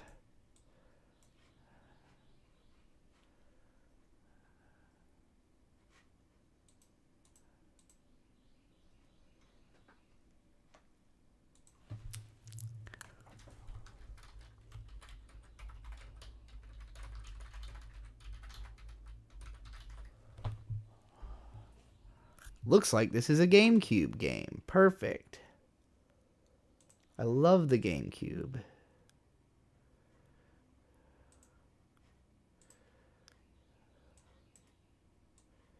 GameCube is the best of the motherfucking consoles of the 6th generation of the motherfucking consoles. I said it once, I'll say it a billion times. Alright. I've never really played Harvest Moon, so this will be actually kind of a new experience for me. Turn the fucking light on. I like the folksy music. Sounds a little cheap, but I'll take it. It's brightening my mood already. Feel a little chipper. Feel a little, hey, springy in the step, if you will.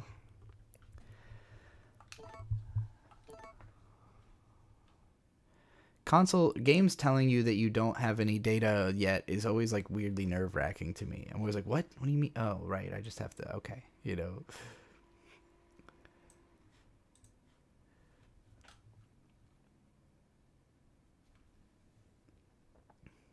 Paru has 800 GameCubes. That's impressive.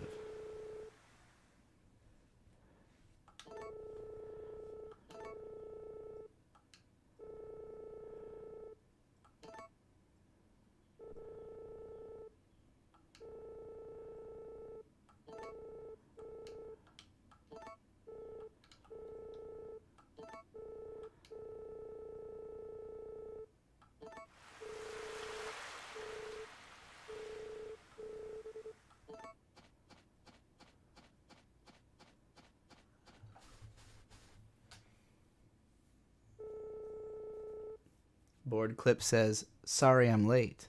Don't worry. Nobody has any expectations of your arrival. Only of your super chats." It's the only reason I could assume someone would be apologizing for being late, is that they could have made so many super chats in the hours that they missed. Otherwise, nothing to feel sad about. Unless you're apologizing to yourself for missing the great content. So far, it's just been, I played this Taiwanese Pokemon clone for a little while, or not clone, Pokemon knockoff rather. Then I played a little bit of Pokemon Stadium 1 and 2. And now I've moved on to Harvest Moon.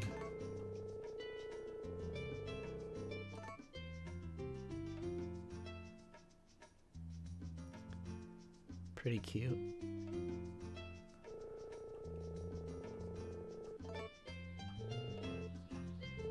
I do appreciate how they designed a deliberately just old fucking rugged farmer dude who's desaturated. Ray TV with 449 pound. Domo arigato gozaimasu. Hold on, let me reduce the volume of this a little bit. Game's kind of fucking loud.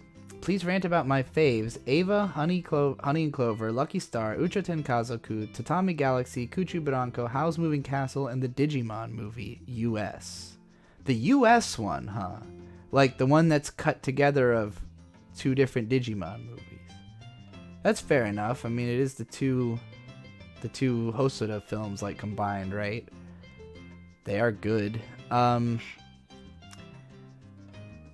Obviously, I share Evangelion as a favorite. Honey and Clover is really fucking good. Underrated romantic comedy, / drama. I'm a bigger fan of Sangatsu no Lion, but it's also been a really long time since I saw Honey and Clover. So if that would be something that could break my favorites, then, I haven't revisited it to find out. But definitely an understandable favorite. Lucky Star is going to be the next anime alphabet episode. I love that show as well. Ucho Tenkazoku I still haven't seen.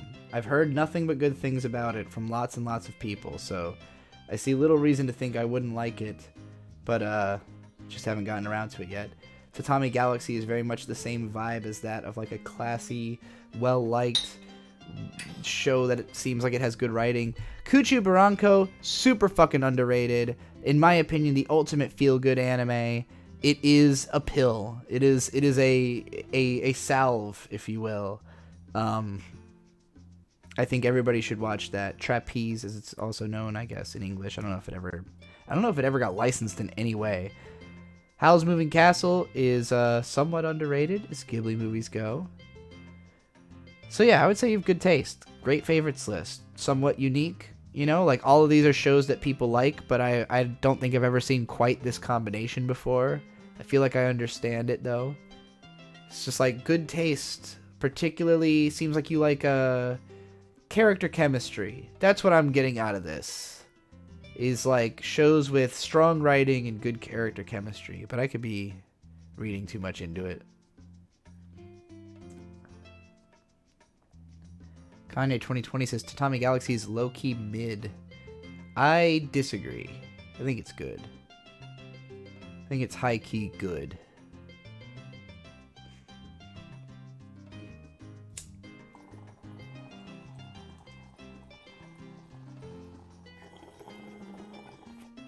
Personally, I prefer The Night is Short, Walk On Girl. Howl's Moving Castle is boring as sin. I do find parts of it a little bit boring. It's not my favorite. But it is... it's really nice to look at.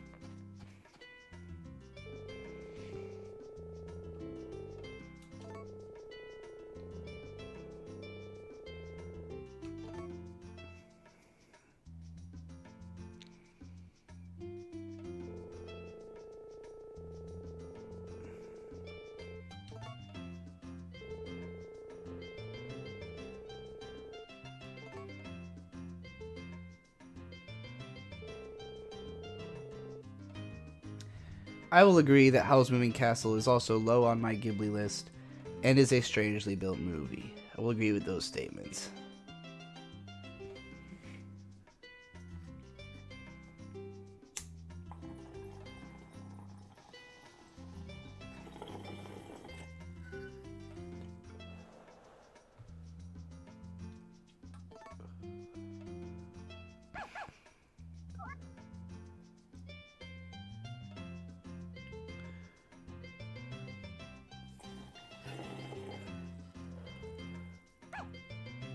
My two favorites, of course, are The Wind Rises and Ponyo.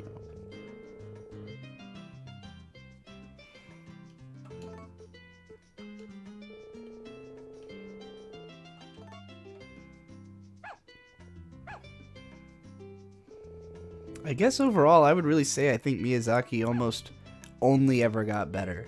Like, if you don't count Howl's Moving Castle, which feels like, you know, it wasn't supposed to be directed by him, so it kind of seems like a little bit of a, ooh. Anybody want a super chat to name this fucking dog? Not that I think I'm gonna play a ton of this game, but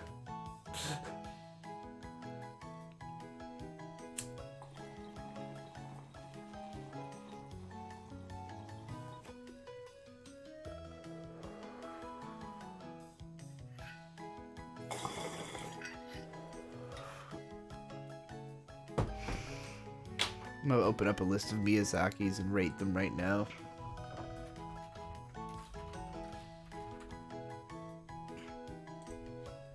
Rank them, I mean.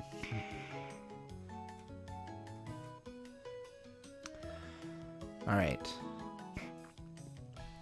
Wind Rises and Ponyo are the best. Followed closely by Princess Mononoke and Spirited Away. And then those are followed closely by My Neighbor Totoro and Porco Rosso. And then those are followed closely by Nazca of the Valley of the Wind. And then somewhere a little bit below that is Kiki's Delivery Service. And then somewhere a little bit below that is the Castle of Cagliostro.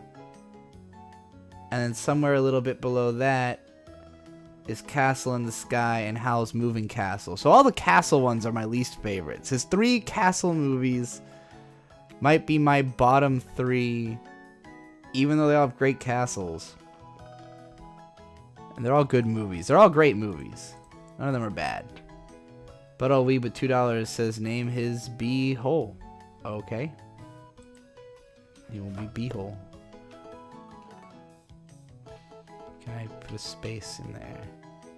I don't think I can put a space, but we'll do it B.hole. How's that?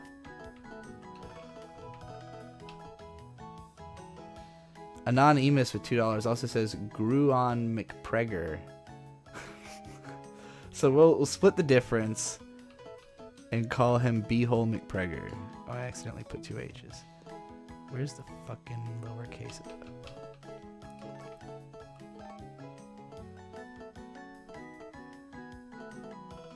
Okay, where? Might be a little blind.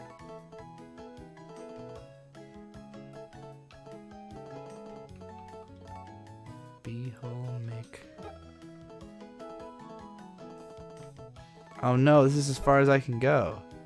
Alright, hold on. Let's try.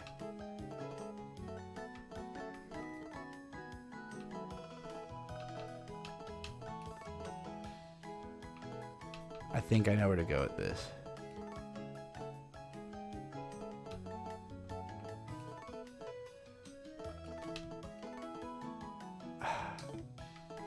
I want B-hole Mpreg, but I can't quite fit Mpreg. Maybe MPG will be enough. Can you tell that this means B-hole Mpreg?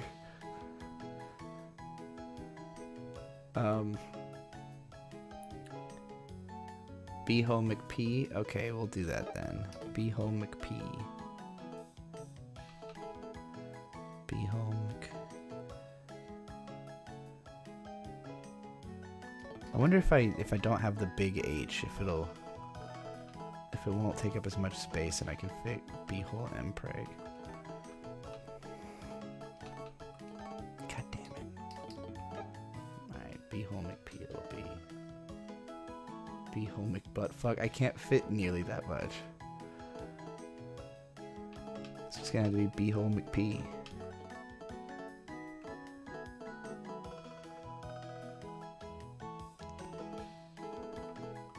Alright. B-hole McP.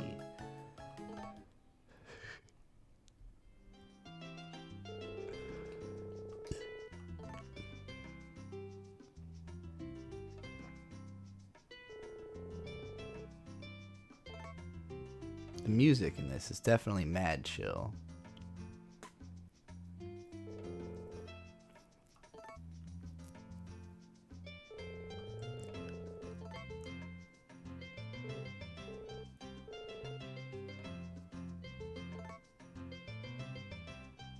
Oh, was Uchoten Kazoku from the same creator as Tatami Galaxy? The same original? I know he did, I know he wrote Night is Short, Walk On Girl, and Penguin Highway.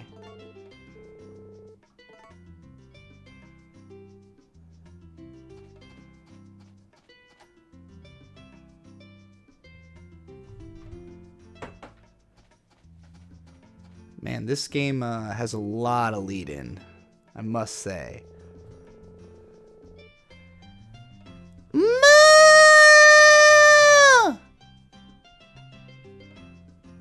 Cutest, it's so cow, it's the cute cow. Moo, moo, moo, moo. Nobody told me there's gonna be cute cow. I wasn't, hold on, I gotta take a picture of this and send it to Bird. Take a picture of this cow real quick. So good.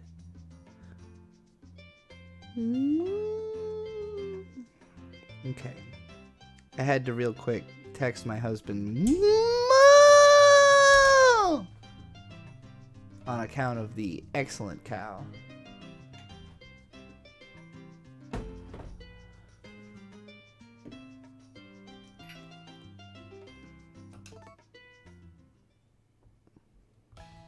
Oh! I get to name the cow.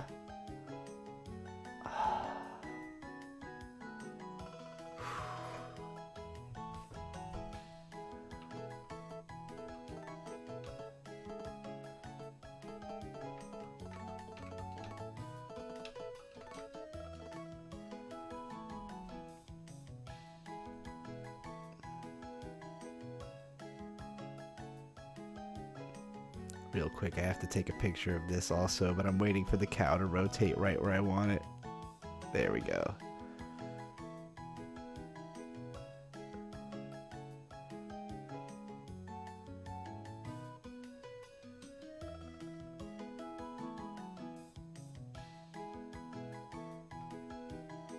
Hold on. I'm fucking messing with my phone now, trying to text another photo of the Suteki. God damn it, Naked HD XYZ, even losers fuck girls with us. I don't need you in the chat.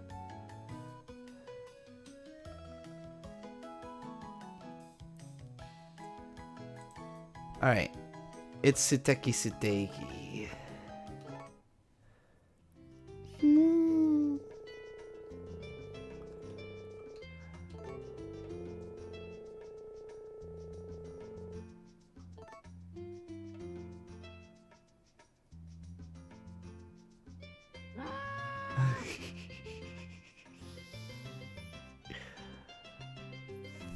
Very good cow. Oh, I have to name the farm now. Anybody got any super chat suggestions for what to name this farm?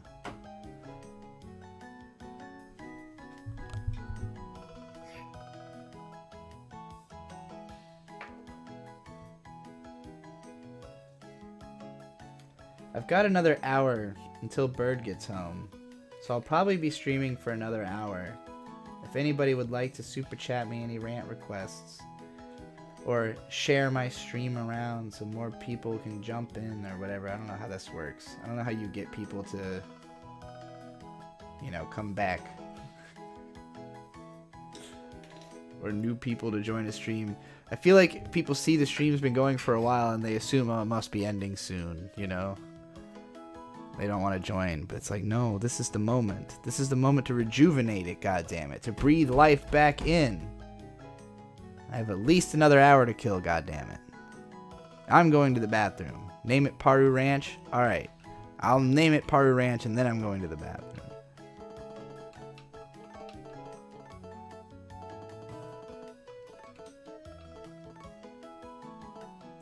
I probably won't be able to fit all of that, but...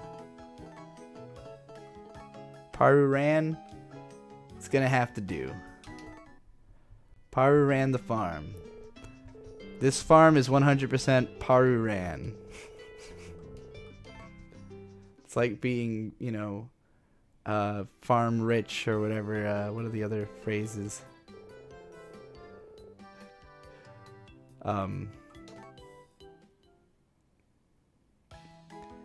Now I have to name myself. I didn't even name myself yet. I didn't even know. Shit. Alright, I'm going to the bathroom. Name me.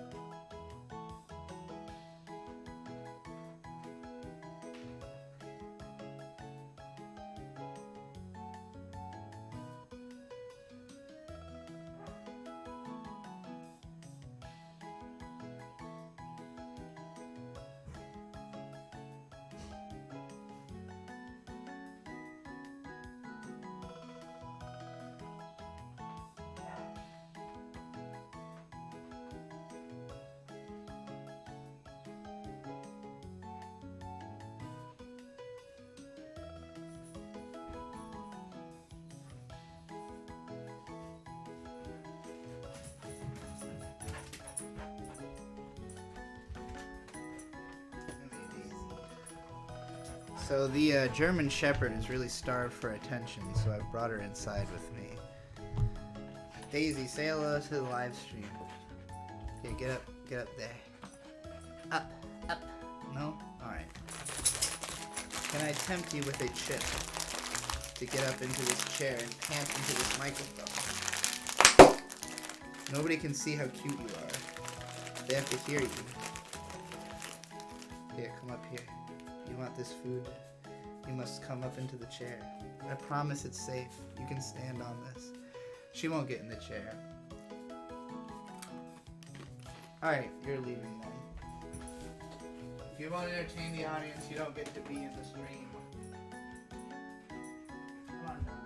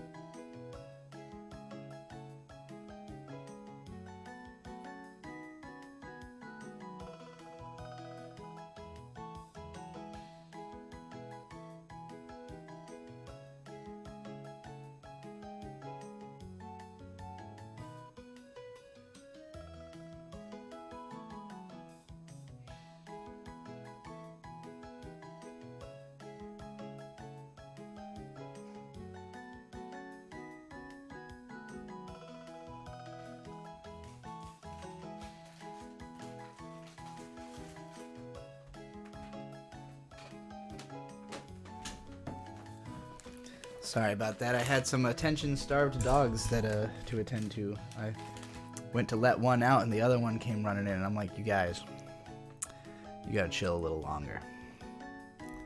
Melody 2 at $10. Domoregate gozaimasu. Rant about that time you and May went weed crazy. Bicameral mind and internal male-female. That subject no bueno. Rant about what it means to be a genius.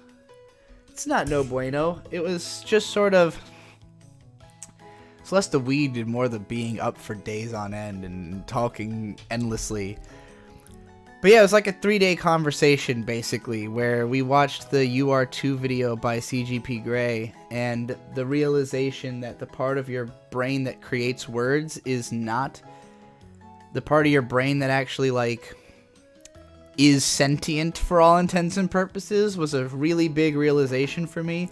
I would say that that started the pathway to the neurotyping chart. Like, ultimately, you know, it started from the place of, oh, the words are not from this, like, the words are all translations. Like, everything you say is translated from a different part of the brain. It's not one-to-one, you know, and, like, realizing that was a big deal for me. And at the time, I was basically dividing it into, like, for me, I was, like, attributing maleness to the words part of the brain, basically, and femininity to the emotional part, because it helped me at the time to, you know, contextualize, like, the gender fluidity I was feeling, and understand why there would be a difference between, like, how I feel and how I, have I changed my opinion on dogs? Yeah, dogs are great. It was always a meme. Like, the whole animals are terrible thing is just really funny to me.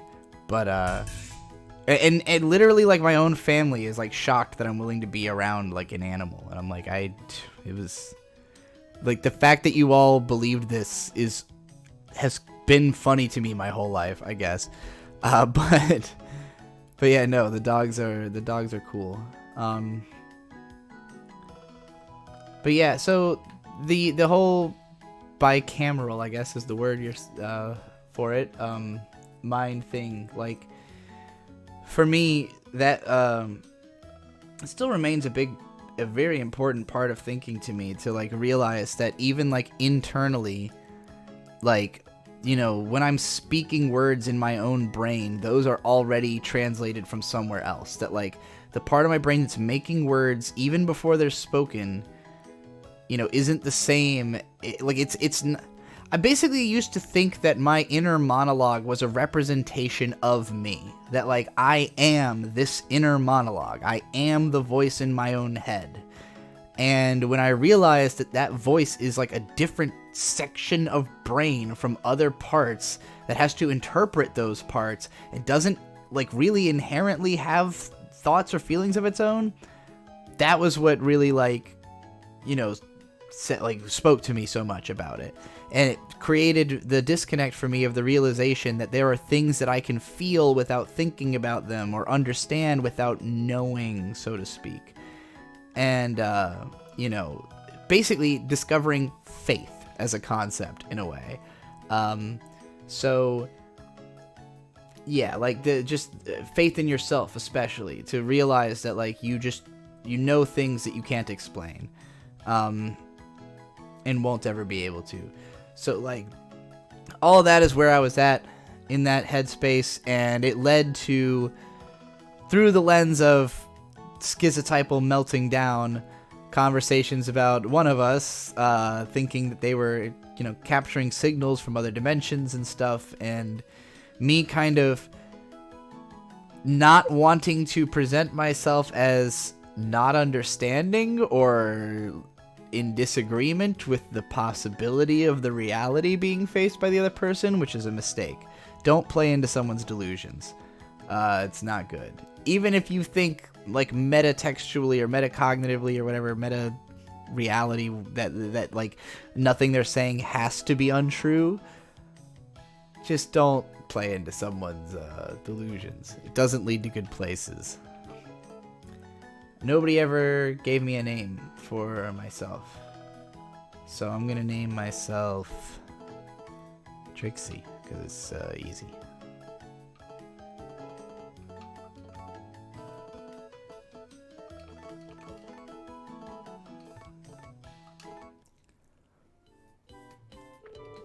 But yeah, eventually I more so came to the conclusion that, you know, that each part of my psyche is equally feminine, just in different ways. That, like, the emotional side of me, or the golden witch, as you will, is the side that's like, you have to present as feminine because it's what you want, and you cannot go against your own emotions.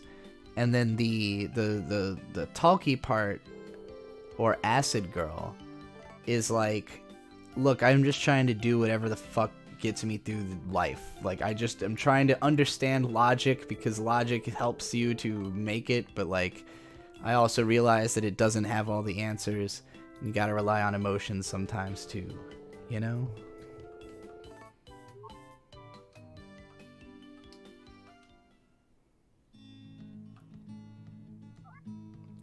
Wow, there's a lot of fucking lead into this game. Gustafa. He seems like a cool dude.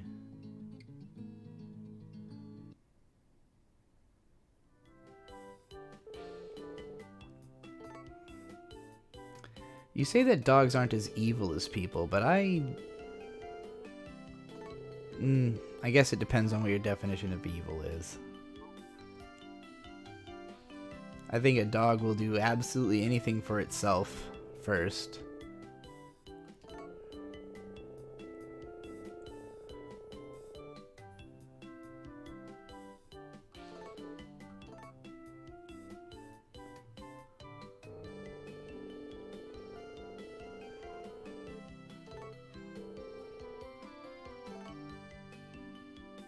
I hear dogs arguing or fighting right now. I hope they're not our dogs. I don't think so. But the bigger dogs do be picking on that little dog sometimes.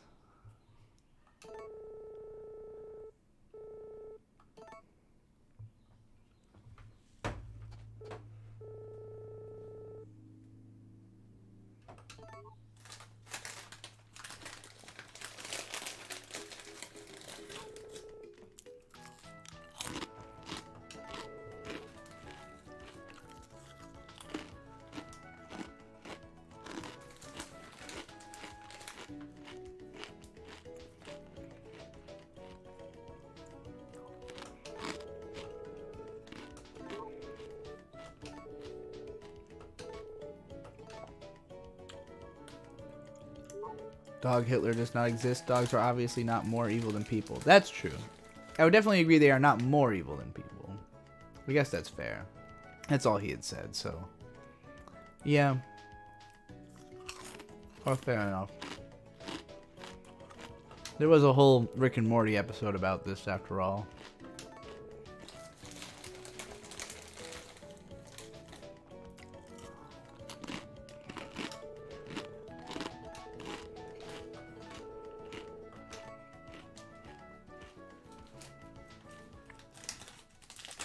Let me know how you feel about chili cheese Fritos ASMR.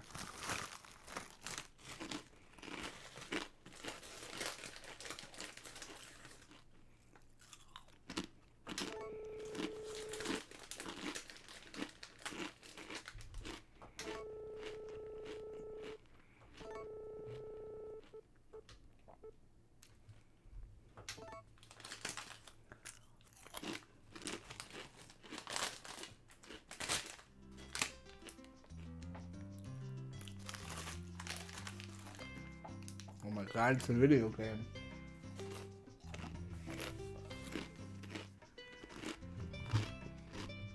Whoa. I like this weird bouncy movement.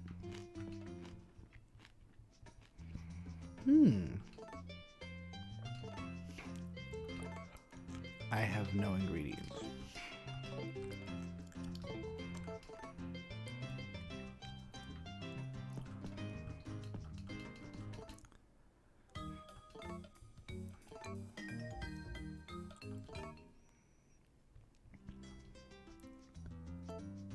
Look into the mirror. Could this lead to a parallel world? Seems unlikely. have no assets. Broke as hell.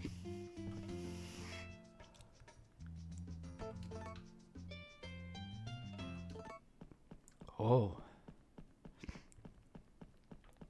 What am I? Okay.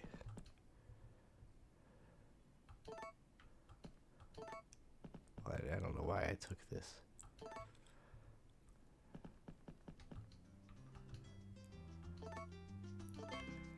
Cows.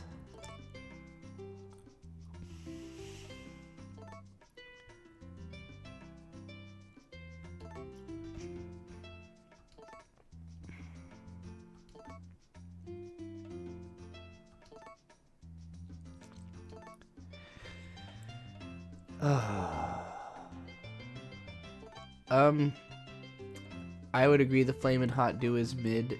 I don't generally like spicy drinks though. Bird seems to like it, or at least he's okay with it. He's drank more than one of them, so.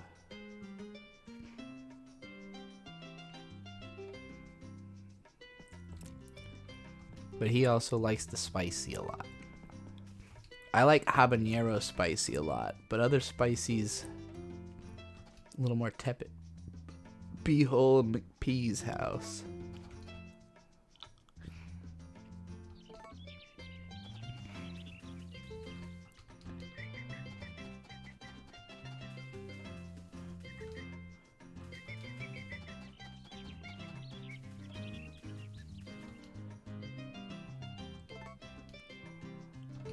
How do I till?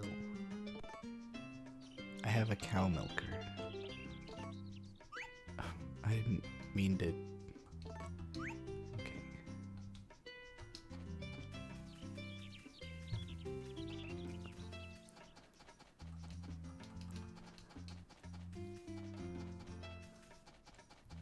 What's all this? Looks like it needs to be chopped down. Pruned, if you will. This is pleasant. I'm very comforted by the atmosphere and find myself sort of drifting into it. Eating that bag of chips just made me want another bag of chips, and I'm concerned because I don't want to eat more. I already ate a lot of steaky. We went grocery shopping today, and you know, I'm the lightest I've ever been in my whole life right now. I am flat 130 pounds, and I like that. And I'd hate to lose that sick advantage or whatever, just because I wanted to eat more chips.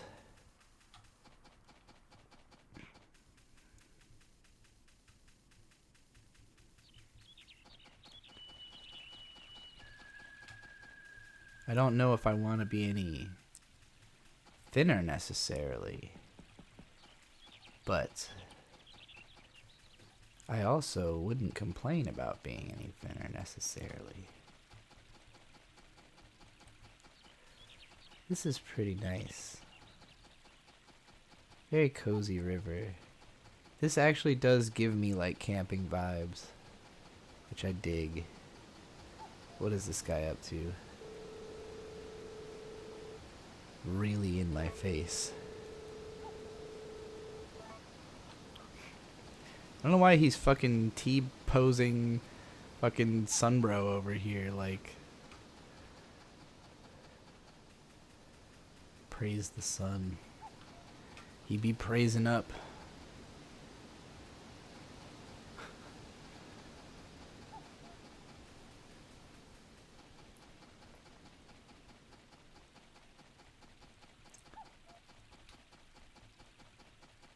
My key to weight loss is eat less.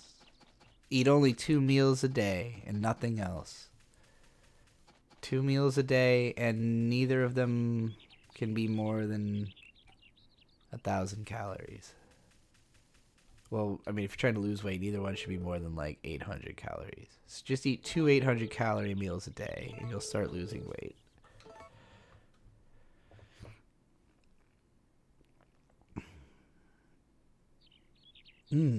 I want watermelons.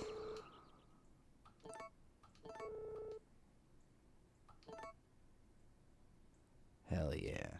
That's a huge bag for one watermelon seed.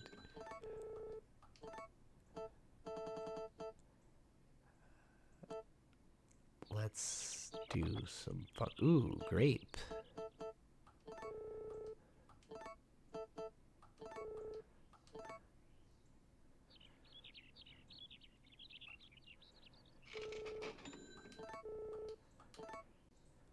Okay.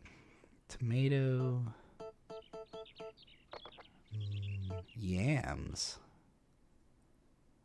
Yeah.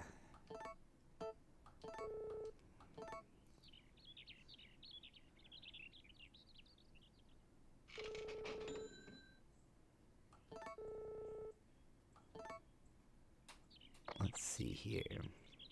We'll do some oranges and maybe some apples.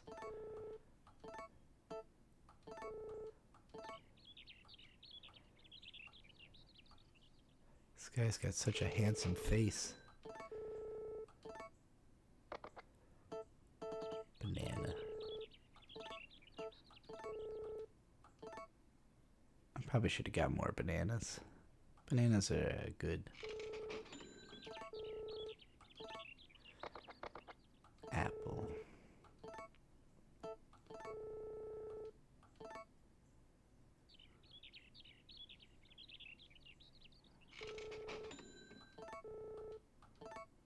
Get some goddamn fertilizer.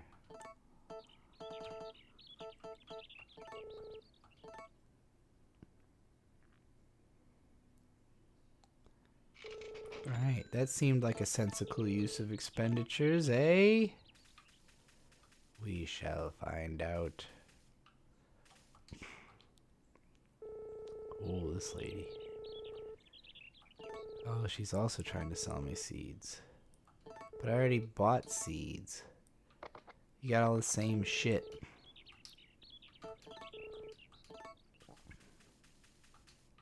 You the daughter? You're cute. Looks kind of like Android 18. You sell shit too? Same shit.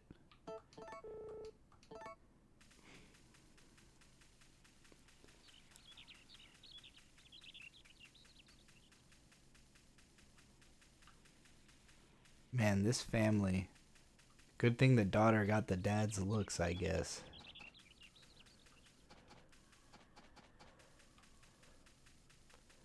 Alright, we're gonna go back home and try to plant something. I also see what looks like a fucking digital neon sign over there. And also way more town than I had noticed on the way down here. I think I came from up here, right? Like I came down the riverside or something. Or from over here. No, that's not my farm.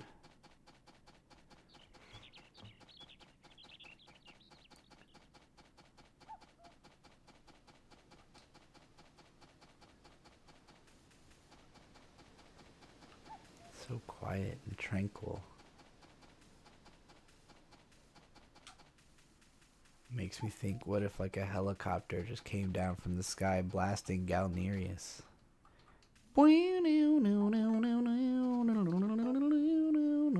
Yes, I want to eat the strange mushroom. Have you met me? Yeah. That's more like it. Ooh, cute fairies. Talk to Nick too.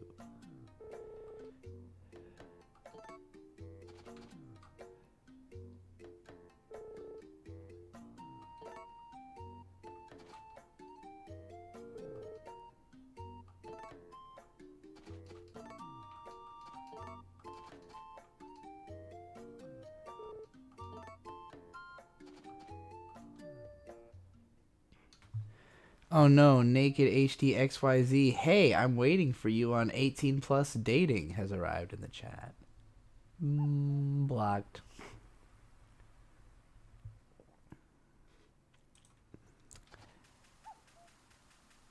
Well, people, this has been a fun live stream that we've been having.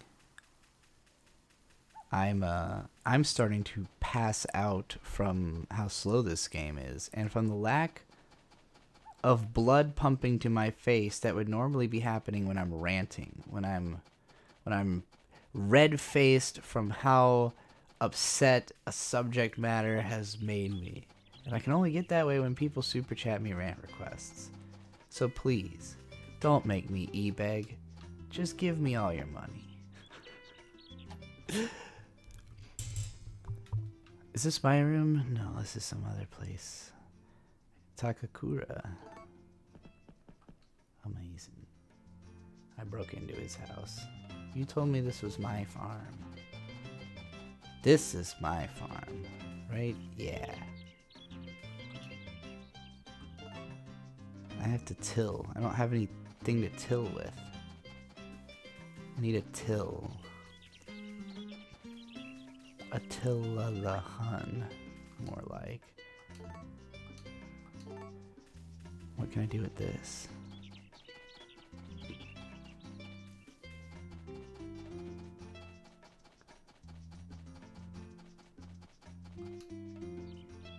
It's got a strong smell. What do you think I should do with this plant with the strong smell? Oh, this girl's cute. She says I can use it in a dish.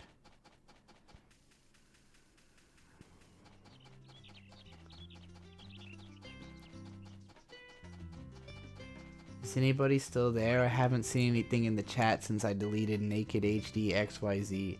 Now the whole chat is just a wall of Naked HD XYZ, and it's freaking me out. Makes me feel like I'm just in a room with Naked HD XYZ. Hi, George Ripley. Thank you.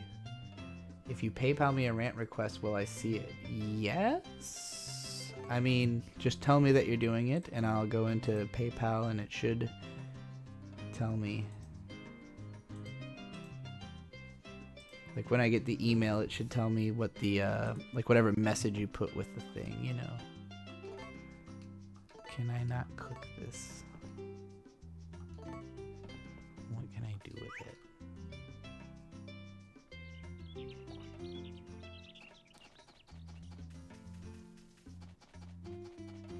My tools are in one of the buildings? Ooh, probably this one.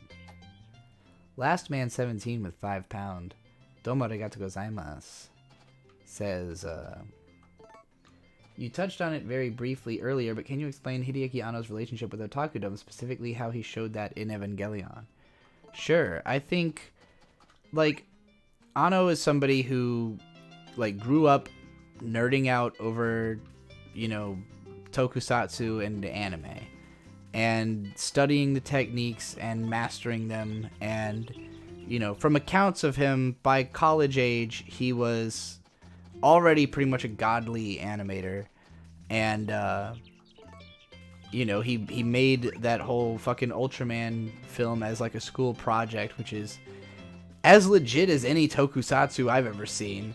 So like, and you know, portrayals of him in stuff like Blue Blazes or by his wife is that he's a dude who kind of autistically like can't shut up about the stuff he's into. Like everything he sees, he references it back to some kind of anime reference or some kind of otaku culture reference, because that's just, you know, the way he is. Like, he is by nature the type of person that most otaku kind of are, but he also seemingly had a pretty like intense childhood and a really intense entry into the animation industry. And again, I think part of this is like his just like autism and not like knowing how to live as a normal person, but like he was basically just like sleeping in animation offices where he was doing freelance work, you know, like he was just like taking jobs and for probably way less money than he's actually worth, but just, you know, excited at the opportunity to be getting to do something, you know. And he'd been scouted by the creators of Gainax, you know, who realized that they had like this insane talent on their hands that they could take advantage of, that had no idea his own worth really. And I think, you know, once he realized that after the creation of Eva is when he, you know, realized that he had a lot more bargaining power than anyone else at the studio, and fucked off to go do his own thing. But like, you know, I think that Evangelion, like, it's about Anno's depression. It's about everything that he hated about himself, everything that, you know, he was dealing with at the time. And part of that is being an otaku and, like, taking a lens to everything about his anime fandom that is bringing him down, you know? And, like, I think that a big part of it is he was trying to make a commentary, I think, largely about sexual objectification, about the way that, you know, people look to anime for these characters that are, you know, that they can imagine themselves being with and, like, having this relationship with. And he wanted to show the shallowness of that by having a character who, you know, Rei is, like, the ultimate, like, this is what you really want, right? It's just, like, submissive, quiet, like, no personality type girl. And, like, he kind of explores the existential dread of, like, feeling like that type of person, you know? And I think Rei is a good and relatable character, but that, like, if you think of her as a waifu, then it's, like, the point of the show is to say how, like, wrong-headed that is, you know, or, like, just how like, I don't know, it's hard to put into simple words, but, like, Asuka then would be the character who, like, in any other show is just a love interest. Like, just the fact that she is the girl who is your age and talks to you means that you must be destined to fuck, right? And she even does want Shinji that way, but not, like, he's just not prepared to give her what she actually is looking for, you know, in a relationship. And it's really interesting the way the show comments on, like, you know, the obsession that people have with these anime girls and what it would actually sort of amount to interact with them, I guess. Hopefully that's a good sort of basics of the relationship. But yeah, I do think that anything Eva has to say about otaku, it has to say that because Anno's an otaku, and it's a self-examination and a self-criticism. So, like, when people paint it like, oh, Anno hates otaku, no, Anno hates himself, or did hate himself at the time, you know, like, obviously he's moved past that, and a big part of the Rebuild series is forgiveness for himself, for the audience, and for his father, who made him the way he is, you know, so... What the fuck are these creepy, mysterious noises? It's the fairies. Oh. It's a Friends of Mineral Town thing.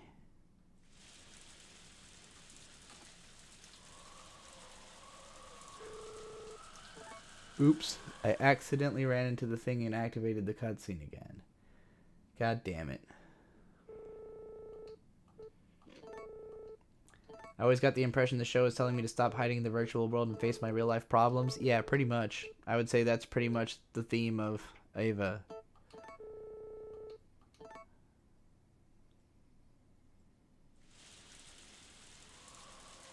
don't go that way. Go this way. The storm winds are fucking spooky. Look at this caveman. Digibro looking ass motherfucker.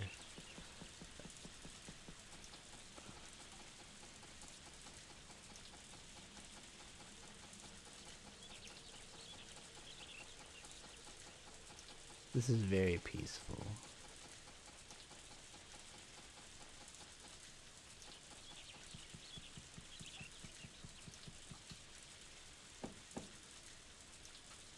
Nobody's home.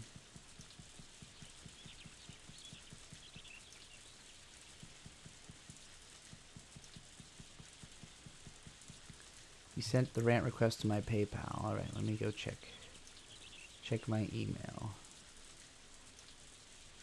I guess I could probably go straight to PayPal, right? Actually, I didn't even ask what PayPal you were sending that to. I assume it's Digital Boy Reviews.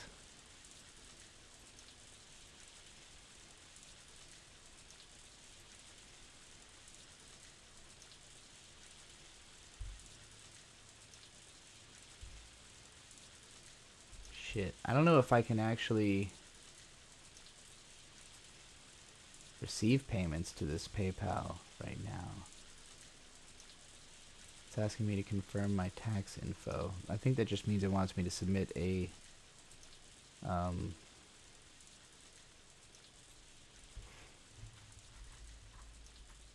social security number.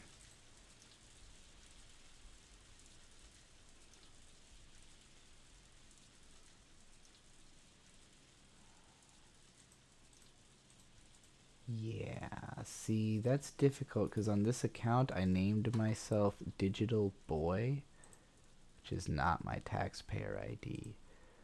Which Digibrony MLP one? Okay. I should have probably run this by you before you went and just like found an email to send stuff to. Okay, let me switch over there. I should still be able to get money to that. You've got money. Okay, cool. Hi B, please rant about how you think your writing style has changed since gender transition, particularly how you structure your writing, the shift in language choice, the focus shift towards more explanatory and impressionistic writing, and anything else that comes to mind. Keep up the great work. Thanks. All right, perfect. So, do you hate Digibro? I have a whole video called I Hate Digibro, actually, so you can go watch that and find the answer. Clearly it's yes, because it's in the title. But anyway, how my writing style has changed. You know, I don't think it's changed all that massively. I would say that, like, I try to be, like, less intense, less aggressive, swear a little bit less, you know, use a few less insults. Just, I don't want it to be something that's, like, that feels too, I don't know, hot-headed. Like, I feel like my mentality has, especially in the past, been like trying to create like a catharsis in the script, right? Like, it's really fun to be like, oh, fuck this thing, you know? But like, it does create a sort of divide where if you're on the end of the person, like if you're on my side, that's all very fun. But if you don't feel exactly the way I do, then it feels like those are cuts against you, you know? Or some people just, even just like hearing something that intense or cutting can be like, oof, you know? Like, some people just are rubbed the wrong way by like a certain kind of edginess and intensity that, like, you know, I was always trying to kind of skirt a line, I think, before, where like I wanted my content to be like as aggressive as it can be without crossing a line, you know, where like I'm trying not to be insulting, I'm trying not to make anybody feel bad with the content, but it is meant to be, you know, kind of edgy and cathartic for the people who do like it. And that is something I've toned down a lot, where now it's more like I want to be more incisive and less aggressive, you know? So like I'm writing a video about Belle right now, and I think this segment I posted to Twitter is actually the perfect example. And again, it's not that this is like catastrophically different from how I used to write. It's more like I'm less likely to pick a subject matter that's just like popular thing I hate and then shit on it, you know? But here's my little, let me get away from whatever's making this annoying sound in the game. Also, I'm like dying of hunger, I guess, in the game. So here's this quote I wrote on Twitter. I said, "I don't hate Belle. I kind of love it, but in that way that I love a cousin who's addicted to heroin. I'm probably not going to want to talk to them about anything other than how we can get them off the heroin. I just want it to be so much better than it is, because I know that all the potential is there for greatness, and I don't understand how things got so fucked up. If you like this movie, I promise I get it and I'm not throwing any shade. This movie's like a shotgun blast of ideas. So many little pellets come at you that it's likely going to hit you somewhere, even if there's like 70 other pellets that just totally whiff by and wreck all the shit around you. It has a shit ton of ideas, and a lot of them are absurdly complete crystals of thought that just blast by in 10 seconds, in between 5-minute musical numbers where Belle is just singing and nothing the fuck else is going on." So you see, I'm still being like very backhanded, very you know, I wouldn't say insulting, but I'm like making my feelings clear, like my negative feelings very clear. But I'm trying to do it in a way that's like, look, I really am not trying to be an asshole about this, you know? Like, it's really not about, like, I don't hate this movie. I don't hate people who like this movie. I kind of like the movie. I want it to be better, you know? And, like, I know that that perspective is going to be more relatable to people, you know, than loving or hating the movie. Because both of those are kind of extreme reactions to what is just a very complicated movie, you know, that has good things about it, but is overall, in my opinion, terrible. Anyways, I'm going to wrap up this live stream in just a minute here. Now that I've gotten that last more complicated rant request, thank you again. I think, yeah, I'm gonna go get that money out of PayPal real quick after this. Because I haven't really been keeping money in PayPal. I should have suggested that you use Cash App or Venmo, because those are easier, and I'm at Golden Witch Fire on both of those, and Cash App has a direct line to my bank, whereas PayPal I've had troubles with. But anyways, thank you very much, and thanks everybody who's been watching. Look forward to me writing a big old video on Belle, because I'm doing that. I've been watching it in fucking slow motion. Will I play more AWL in the future? Maybe. This has been pretty alright. I probably want to play this game a little bit on my own time to figure out how you play it, because I've literally just run around in circles for like 20 minutes not really knowing what I'm doing. I wasn't sure if this was a game I was going to like or not when I was suggested to me, and now that I've played it, I do like it. So I do see myself learning it and playing more of it. Oh, do those apps only work in America? Oh, well, no problem. I mean, I appreciate it, absolutely. I'm glad I got the cash. It just took me a second to find it. It also makes me want to go back and find, like, anywhere I've posted links to my PayPals and make sure that they're all correct. Alright, everybody. Peace out. See you probably tomorrow or something. Depends on